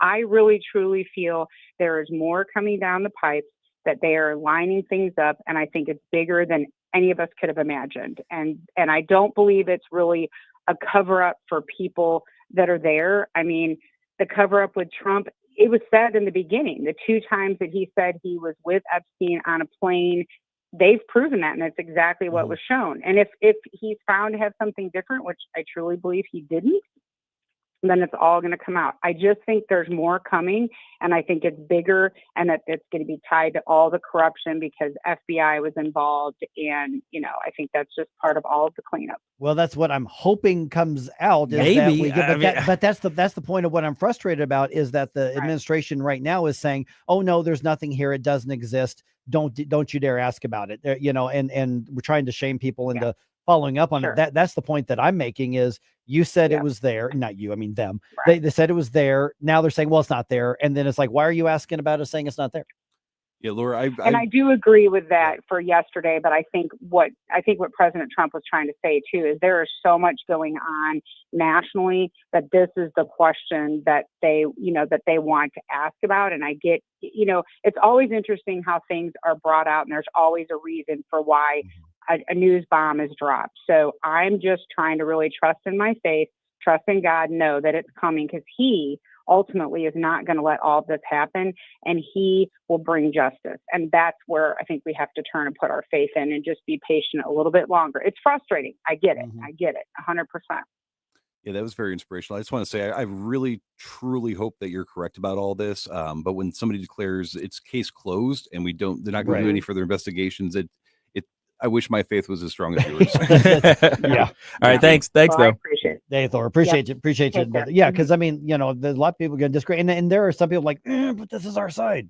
Yeah. I'm interested in the truth. Yeah. I'm not interested in one of the sides or the other. I want the truth. And I want accountability. Now, I do believe, God's going to repay it, obviously. Well, this side or the other side. But that, yeah. I mean, the thing is, his method of repaying isn't the same as ours. Yeah. There's some people who won't pay for their sins on this side of eternity. But I'd like them to. Right, exactly. So that's what I'm waiting for, especially because the people in charge promised me. Yeah. And so that's where, that, and as far as to me, I mean, I look at I know that the did he commit suicide or not commit suicide? It's connected. Yeah, I get that. Yeah. I'm not really. I don't care that much about that aspect. I don't mean this as a pun, but I'm not really that hung up on it. I swear, I'm really not meaning that. But I'm not hung up. But it's to me like what you just said right now, Jerome, is but we were told we're going to release it. Right. So up until literally the last 36 hours, it was just assumed that they had confirmed that it's there, and a lot of very powerful people should be very nervous, and all of a sudden, oh no, nothing here, nothing to see. Yeah, and just like Laura, I like to try to see any sort of silver lining I can find. I try to be the devil's advocate, be gracious, and not because nobody wants to be a doom crier all the time. Right. But the fact that in the actual proceedings against Jeffrey Dahmer, it mentions people that they know the names of, they know who they are in the Epstein case, that are listed as employee 1, employee 2, employee 3, and then they also go on to say that there are known and unknown conspirators that engage in not only the acquiring of the victims, but the actual acts themselves. And who are they? So you could say there's no actual list of here's an organized, detailed. My Google Calendar shows all the people I'm going to do this stuff with. But to say that nope, there's nobody else that was involved in this. It was just him and Ghislaine Maxwell, and that's that, and nothing else. Case closed. That's the end of it. That is absolutely egregious, and I cannot accept that. Yeah. Precisely. So anyway, that's where that's at. I mean, eventually this is going to be overshadowed by other things in the news. Of course. And the president's going to get his way, and people are going to stop asking about it eventually. And there's a lot of powerful people that want this to kind of go away. But hopefully there's enough pressure, and hopefully people don't forget. Yeah. We were promised this, and it's bigger than just the people we don't like politically. This is a matter of integrity. This is a matter of justice. This is a matter of innocence. This is so much bigger than any particular politician. I actually think that if nothing comes of this within the last year or so of the Trump administration, that this may be the thing that haunts him. Yeah. This may be like the people are going to make sure it haunts him. This may cost him in 2028.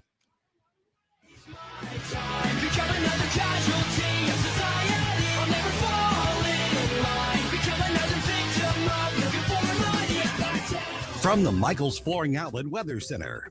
It's a summertime pattern locked in through the rest of the work week. Warm, humid, low, but persistent rain chances, and that includes today. Skies turning mostly sunny, 89 for the afternoon high, just a 20% chance of a spot shower or weak thunderstorm this afternoon. Dry and mostly clear tonight, down to 73 for the overnight low. More of the same tomorrow. Mostly sunny, a low chance of an isolated thundershower. Tomorrow's high up to about 92.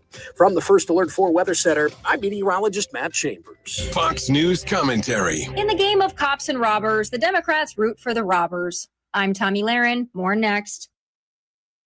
Sponsored by AxeCap Ventures. America, listen up. Gold prices are breaking records. With inflation raging and central banks hoarding, every American should own gold. And like President Trump said, whoever holds the gold makes the rules. AxeCap Ventures owns one of Nevada's largest undeveloped gold deposits and trades for pennies on the dollar. This could be your way to ride the gold boom. AxeCap trades under GARLF on the OTC. Visit axecapventures.ca today. Democrats have decided the bad guys aren't the criminal illegal aliens, but rather the men and women of ICE, law enforcement, and Border Patrol who are simply doing their jobs and risking their lives while they're at it. Now, being in any kind of law enforcement is dangerous, but it sure doesn't make matters for these folks any easier or safer when you have Democrats calling them the Gestapo or the secret police or accusing them of terrorizing communities. They truly and deeply believe, or at least they hope you will believe, it's the law enforcement agents who are the terrorists and not the criminal illegal aliens. Assaults on our immigration agents have gone up 500%, and that number is climbing. Just this week, we've had 2 incidents. And that's what happens when elected so-called leaders lie to their minions, that random people are being scooped up by masked men and sent to concentration camps. This is a deliberate lie, and they ought to be ashamed of themselves. I'm Tommy Lahren, and you can watch my show, Tommy Lahren is Fearless, at Outkick.com. Looking for excitement, fun, and delicious food for the whole family? Piccadilly Parwan has it all. Savor our scratch-made dishes. Nothing frozen. Every bite a true delight. Roll into fun at Piccadilly Palace for roller skating, or race your heart out at Piccadilly Kart Racing. Join us for happy hour Monday through Friday, 4 till 6. Free select appetizers and drink specials. And don't miss our mouth-watering Sunday family dinners. Piccadilly Parwan on Audrey Lane in Union, Missouri, or online at PiccadillyPar1.com. Reed's Rockets in Wright City has your fireworks. Try the Max 800 shot for a 30-minute show. Want the ultimate American celebration? Get This Is America with over 100 gigantic color bursts. Family owned and operated, Reed's caters for families with the biggest kid selection. Spend $100 or more and get a kids assortment free. Reed's Rockets, 425 West Service Road North in Wright City. Take I-70 exit 199 and look for the big red and white striped tent. Open through July 10th. ReedsRockets.com. Reed's Rockets in Wright City has your fireworks. Try the Max 800 shot for a 30-minute show. Want the ultimate American celebration? Get This Is America with over 100 gigantic color bursts. Family owned and operated, Reed's caters for families with the biggest kid selection. Spend $100 or more and get a kids assortment free. Reed's Rockets, 425 West Service Road North in Wright City. Take I-70 exit 199 and look for the big red and white striped tent. Open through July 10th. ReedsRockets.com. Free speech is alive and well in America. Thanks for taking my call. Right here. You know what's going on? Have a great awakening. You see through the smoke screen. It's cool to be woke. News Talk STL. Until it's not. News, analysis, opinion.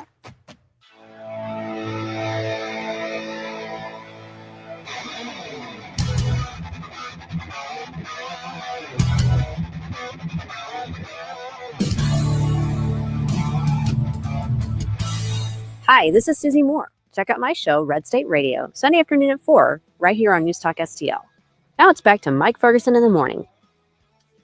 Okay, big deal. And it wasn't a court ruling. It wasn't a law getting passed. It wasn't the president signing something into law or a governor signing something into law.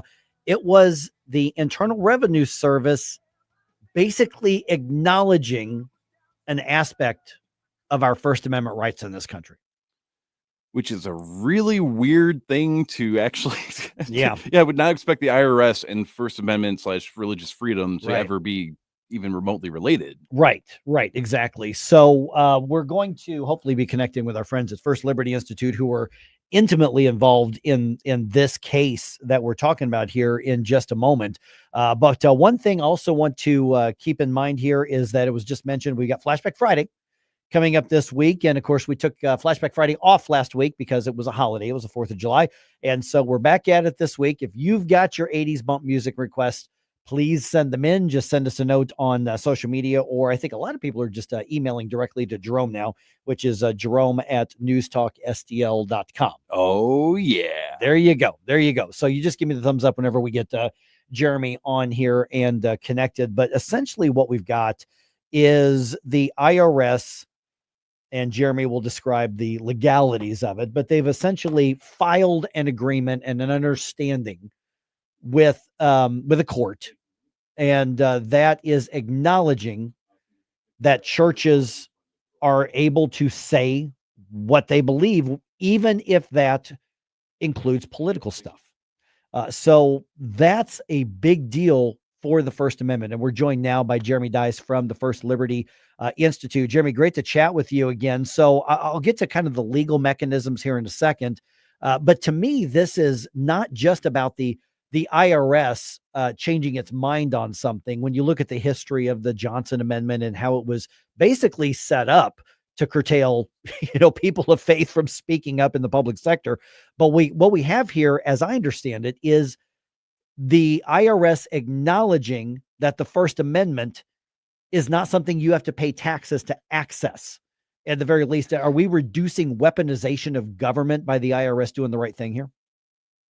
This is certainly a good thing that the IRS has more or less admitted that what they've been doing in practice is now what they're going to bind themselves to in a court of law for ad infinitum. This consent decree is essentially a contract that the IRS is saying, look, we've more or less not been enforcing this so-called Johnson Amendment, and so we're just not going to enforce it anymore, at least when it comes to churches that are communicating to their people through the ordinary channels that they would communicate to their people, talking on matters of faith that are clearly religious and not, quote, intervening in political activity. And because, no one thought that was going to be the case, right? No one thought that a pastor talking about religious things that happen to touch upon political topics of the day would in any way be, quote, interfering with the political activity. That's just not the case. And so what we have instead is the IRS saying we're done with that. That's great. And I'm glad that the court is, I think, going to sign that consent decree and bind the IRS to that across the country. But I think the Congress should take the next step and just simply strike through that section of code. We've got mountains of books that have laws on the books right now, stacks and stacks of them. We could get rid of this one phrase inside of the Internal Revenue Code. So what is included and maybe what's not? We're talking about interfering, in the political stuff. I mean, so essentially is this whatever the church decides to say at the pulpit versus taking out ads on TV or radio or something? I mean, so is there a scope to this?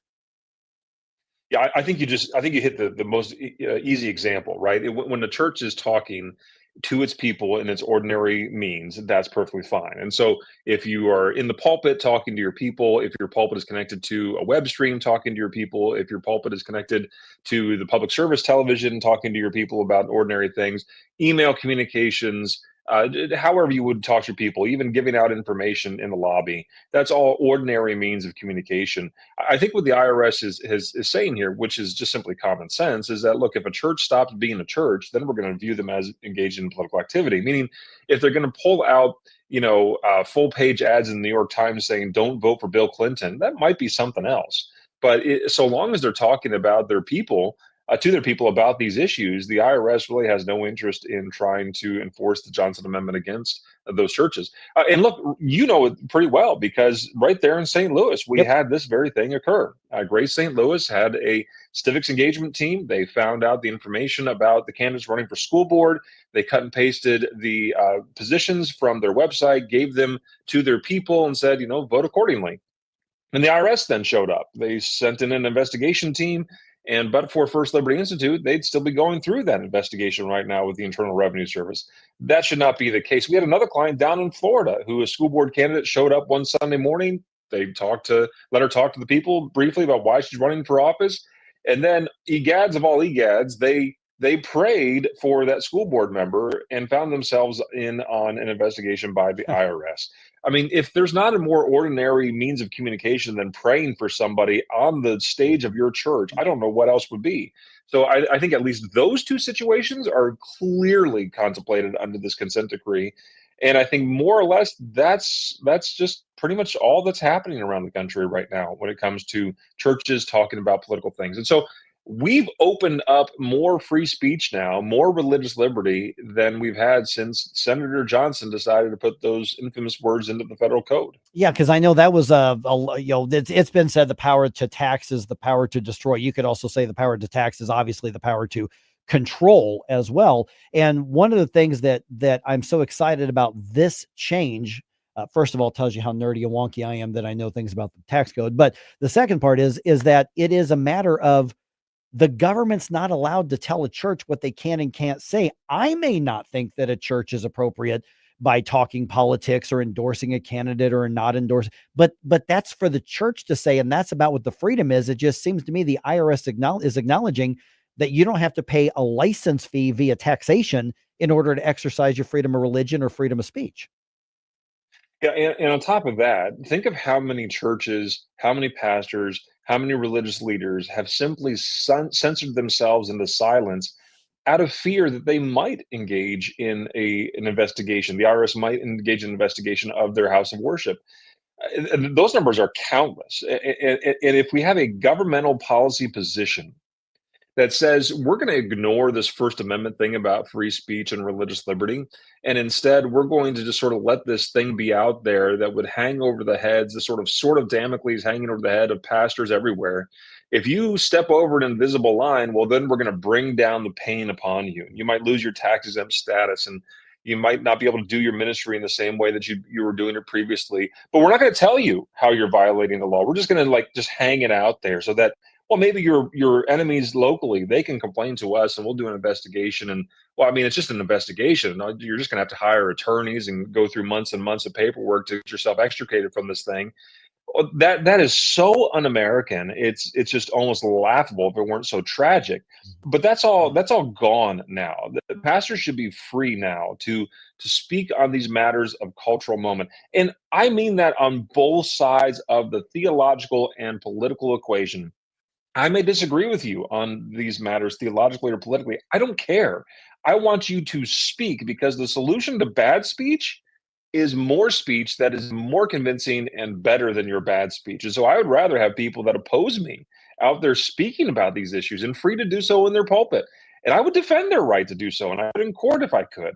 But that should be there so that the people who I agree with have the freedom to speak out on the important issues of the day as well. I could not agree with you more on that. We're visiting with Jeremy Dias from the First Liberty Institute. And I just think it's also sad that you see so many people who have come to the conclusion they really believe that, well, if a church says something about a politician or a candidate or a ballot issue or something that's happening culturally or politically, then therefore they must lose their tax exempt status because, well, if you get political, then you have to start paying taxes. And people make that false equivalency almost naturally because to some degree they've been conditioned to think that the freedom of religion, freedom of speech, stepping into that public sphere is somehow contingent on being taxed like other groups. And they forget the great good that houses of worship have done and are doing across this country, which is why, from the beginning, we've offered them a tax exemption to start with. We want them to be free from that sort of governmental taxation as the ability to crush you to death, so that they can do the things that government can't do. We want them to be able to provide that intangible benefit that we can't compensate for. And that's why we give them these tax exemptions, so that they're free to do that very thing. But there are a great number of people in this country that realize that the words that come from the pulpits in our nation are very powerful and very persuasive. And that's because they're probably true. And they want to silence those words from coming into the public discussion, because if they are able to silence those words, those pastors, then the people that would listen to them and be persuaded by them and live convictionally under them, well, then they're going to be, acting upon those words. And the left can control those people that are now, not persuaded by what their pastor said, but they can instead, be persuaded by the political left and their persuasive abilities over there. We don't want that, of course, right? Nobody wants that kind of thing. We should be seeking the pursuit of ultimate truth. And that's why the First Amendment exists, to allow pastors in particular to speak on these important issues and not allow people to say, well, look, I agree with you ideologically, therefore I'm going to silence you. That's the thing that dictators and potentates throughout human history have done, to silence their opposition rather than allow positions to be challenged under the standard of truth. Jeremy, last couple of minutes we've got here, what do you hope is the result of this? I mean, because, this is something that obviously talk shows like this, and there's a limited number of people who are going to dive deep into the weeds on what this actually means, what this decree and agreement and that sort of thing. But what is the change that you hope results from the IRS being bound by this agreement, and the people of faith in the churches and the evangelical broadcasters and all of them now knowing that the rules have not just changed, but the IRS is acknowledging the limits of its power? Yeah, I have two hopes. Number one, that our nation's pastors and churches they will just feel complete freedom, that whatever shackles of censorship have been around their ankles will be gone, that those invisible restraints have been removed, and that they'll just feel free to speak boldly and unabashedly, even if the topic of their religious communication touches upon something that is, of a political moment of the day. They should not fear, the IRS coming into their office just because they talked about something important in their sermon. That's the first thing I hope. Number two, I really would love to see Congress get rid of a piece of law. We've got mountains of law books in this country. Now that the IRS has said, well, this is something we don't need to enforce, let's get rid of a couple words, a sentence out of the Internal Revenue Code. I would just love for once in my lifetime to be able to watch a Congress strike out a piece of legislation that is not necessary. If the IRS is saying we don't need to do this, if President Trump has said in both administrations now, my administration will not enforce this, well then where are the courageous leaders in Congress that are, so bold as to strike through 8 words in the Internal Revenue Code? I mean, I think we got to be able to do that. So that would be my next best thing to happen after this. Number one, I want churches and pastors to be free to speak. Number two, let's just see if Congress can actually get rid of a piece of legislation, meaning get rid of the Johnson Amendment. All right. We've learned more about what you're doing at First Liberty. How and where, Jeremy? Yeah, go to firstliberty.org, FIRST liberty.org, to learn all about how we're defending religious liberty for all Americans. You're doing great work too, Jeremy. Thanks so much. Good chat with you again. Thank you. All right. 314-912-1019, because I know there are people who don't like this. And if you disagree, let's go ahead and chat about it. I think, and Jeremy made such a great point in that it doesn't matter if I agree or disagree with you.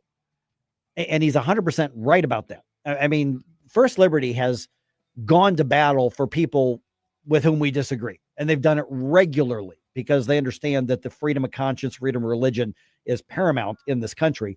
And so it's crucial to me that churches are allowed to say stuff that I don't like.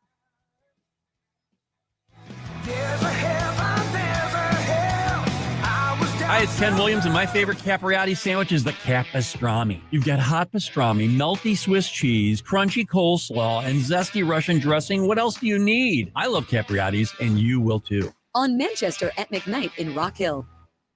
Dude, this house is perfect. Crumbs everywhere, sticky counters. I've already texted the colony. Sweet. I'll bring my 500 cousins. This will be the biggest ant rager of the summer. Let's party! Wait, what's that sound?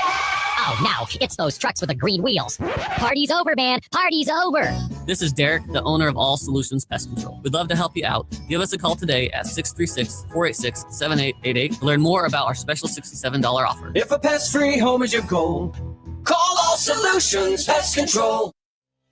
This is Mark Harder with RE/MAX Results, the #1 RE/MAX franchise in the region. As a licensed real estate broker with RE/MAX Results for over 20 years, I've seen the ups and downs of many real estate markets, including the one we're in right now. With the spring market in full swing, now is the time to leap into the buying or selling of your home. Someday is not a day. Today is the day to make your move. Call me at 314-852-8933 or email me at markhardersells@gmail.com.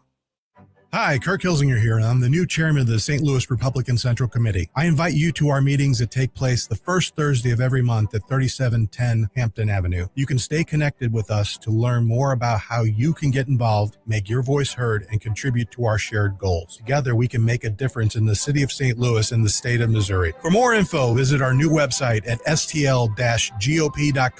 That's stl-gop.com. Paid for by St. Louis City Republican PAC. Curtis Farber, Treasurer. Tim Jones and Chris Arps in the afternoon. The Supreme Court is letting Trump's federal job cuts proceed. Zach Smith of Heritage.org will break it all down at 420. Tim Jones and Chris Arps. Weekdays at 4 on News Talk STL.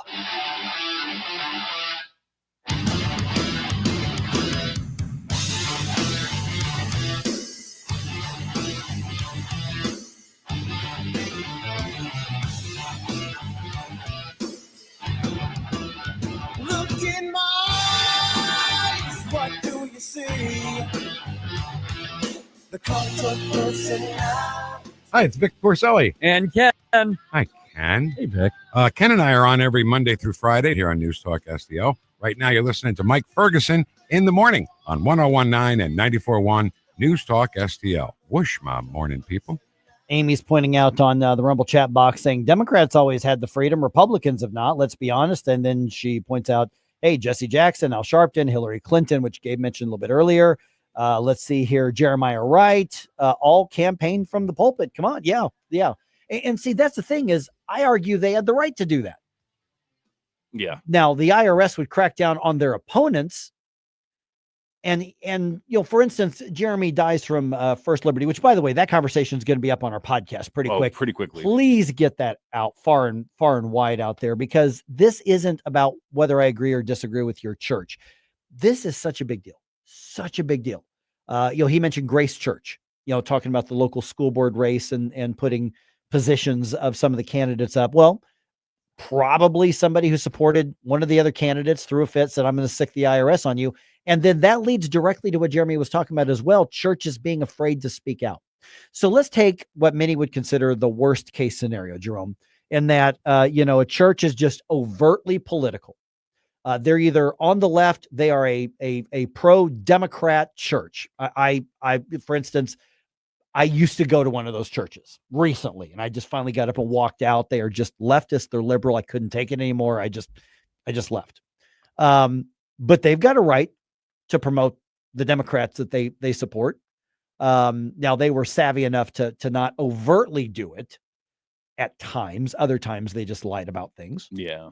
But then let's also look at the other side. I have had churches described to me in the area as MAGA churches, not mega churches as in huge, but MAGA as in very Trumpy, very Republican, big R party, support the, okay. Personally, I would not go to a church that gets that overtly political, but I do respect churches who speak out on issues.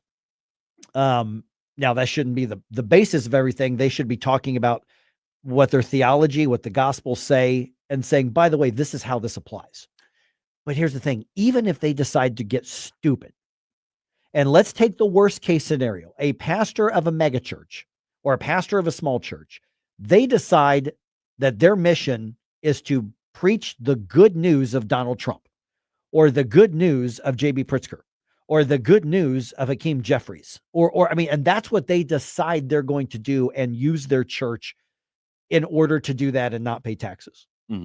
But they're in their church. They do their Facebook live stream. They do their webcam, and they're a church.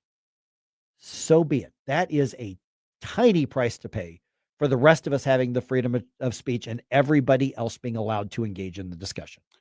Yeah. And to further the point, during this entire time where churches on our side were, I wouldn't say our side, because I think, Christianity should not be a partisan thing. It should be just a thing. You would think. But when it comes to like the Church of Satan, for example, they were very vocal during the entire time that churches were being cracked down on for supporting Republican or conservative values.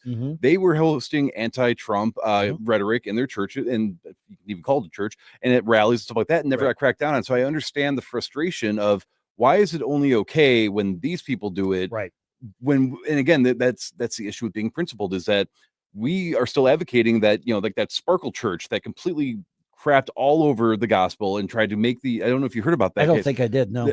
Talking about they have a creed instead of like a Nicene Creed or the Disciples Creed. They had a creed where it was Jesus has two daddies and he's glorious and fabulous and rainbow flags. And those churches are around here. Yeah. There's go to Webster Groves. There's some of those churches. Go to Maplewood.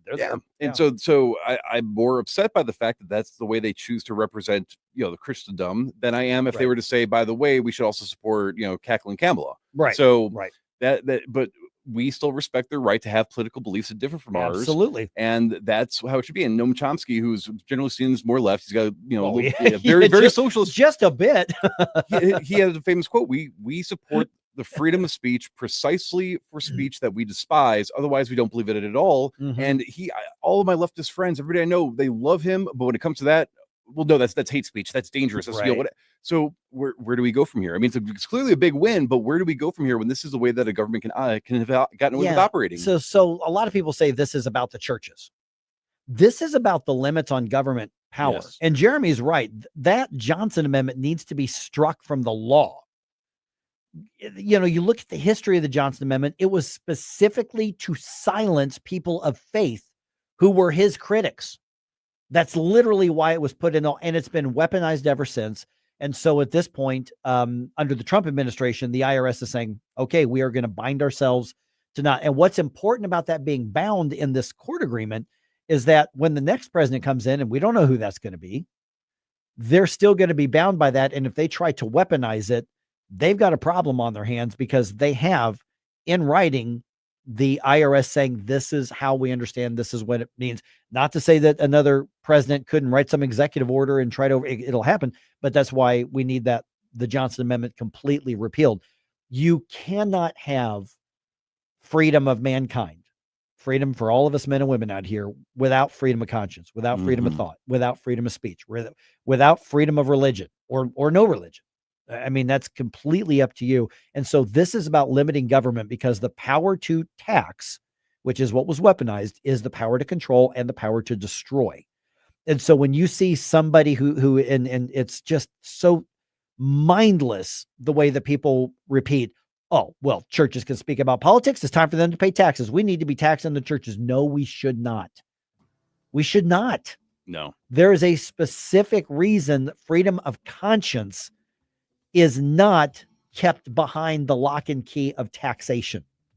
You don't buy permission to speak and think, or at least you shouldn't in this country.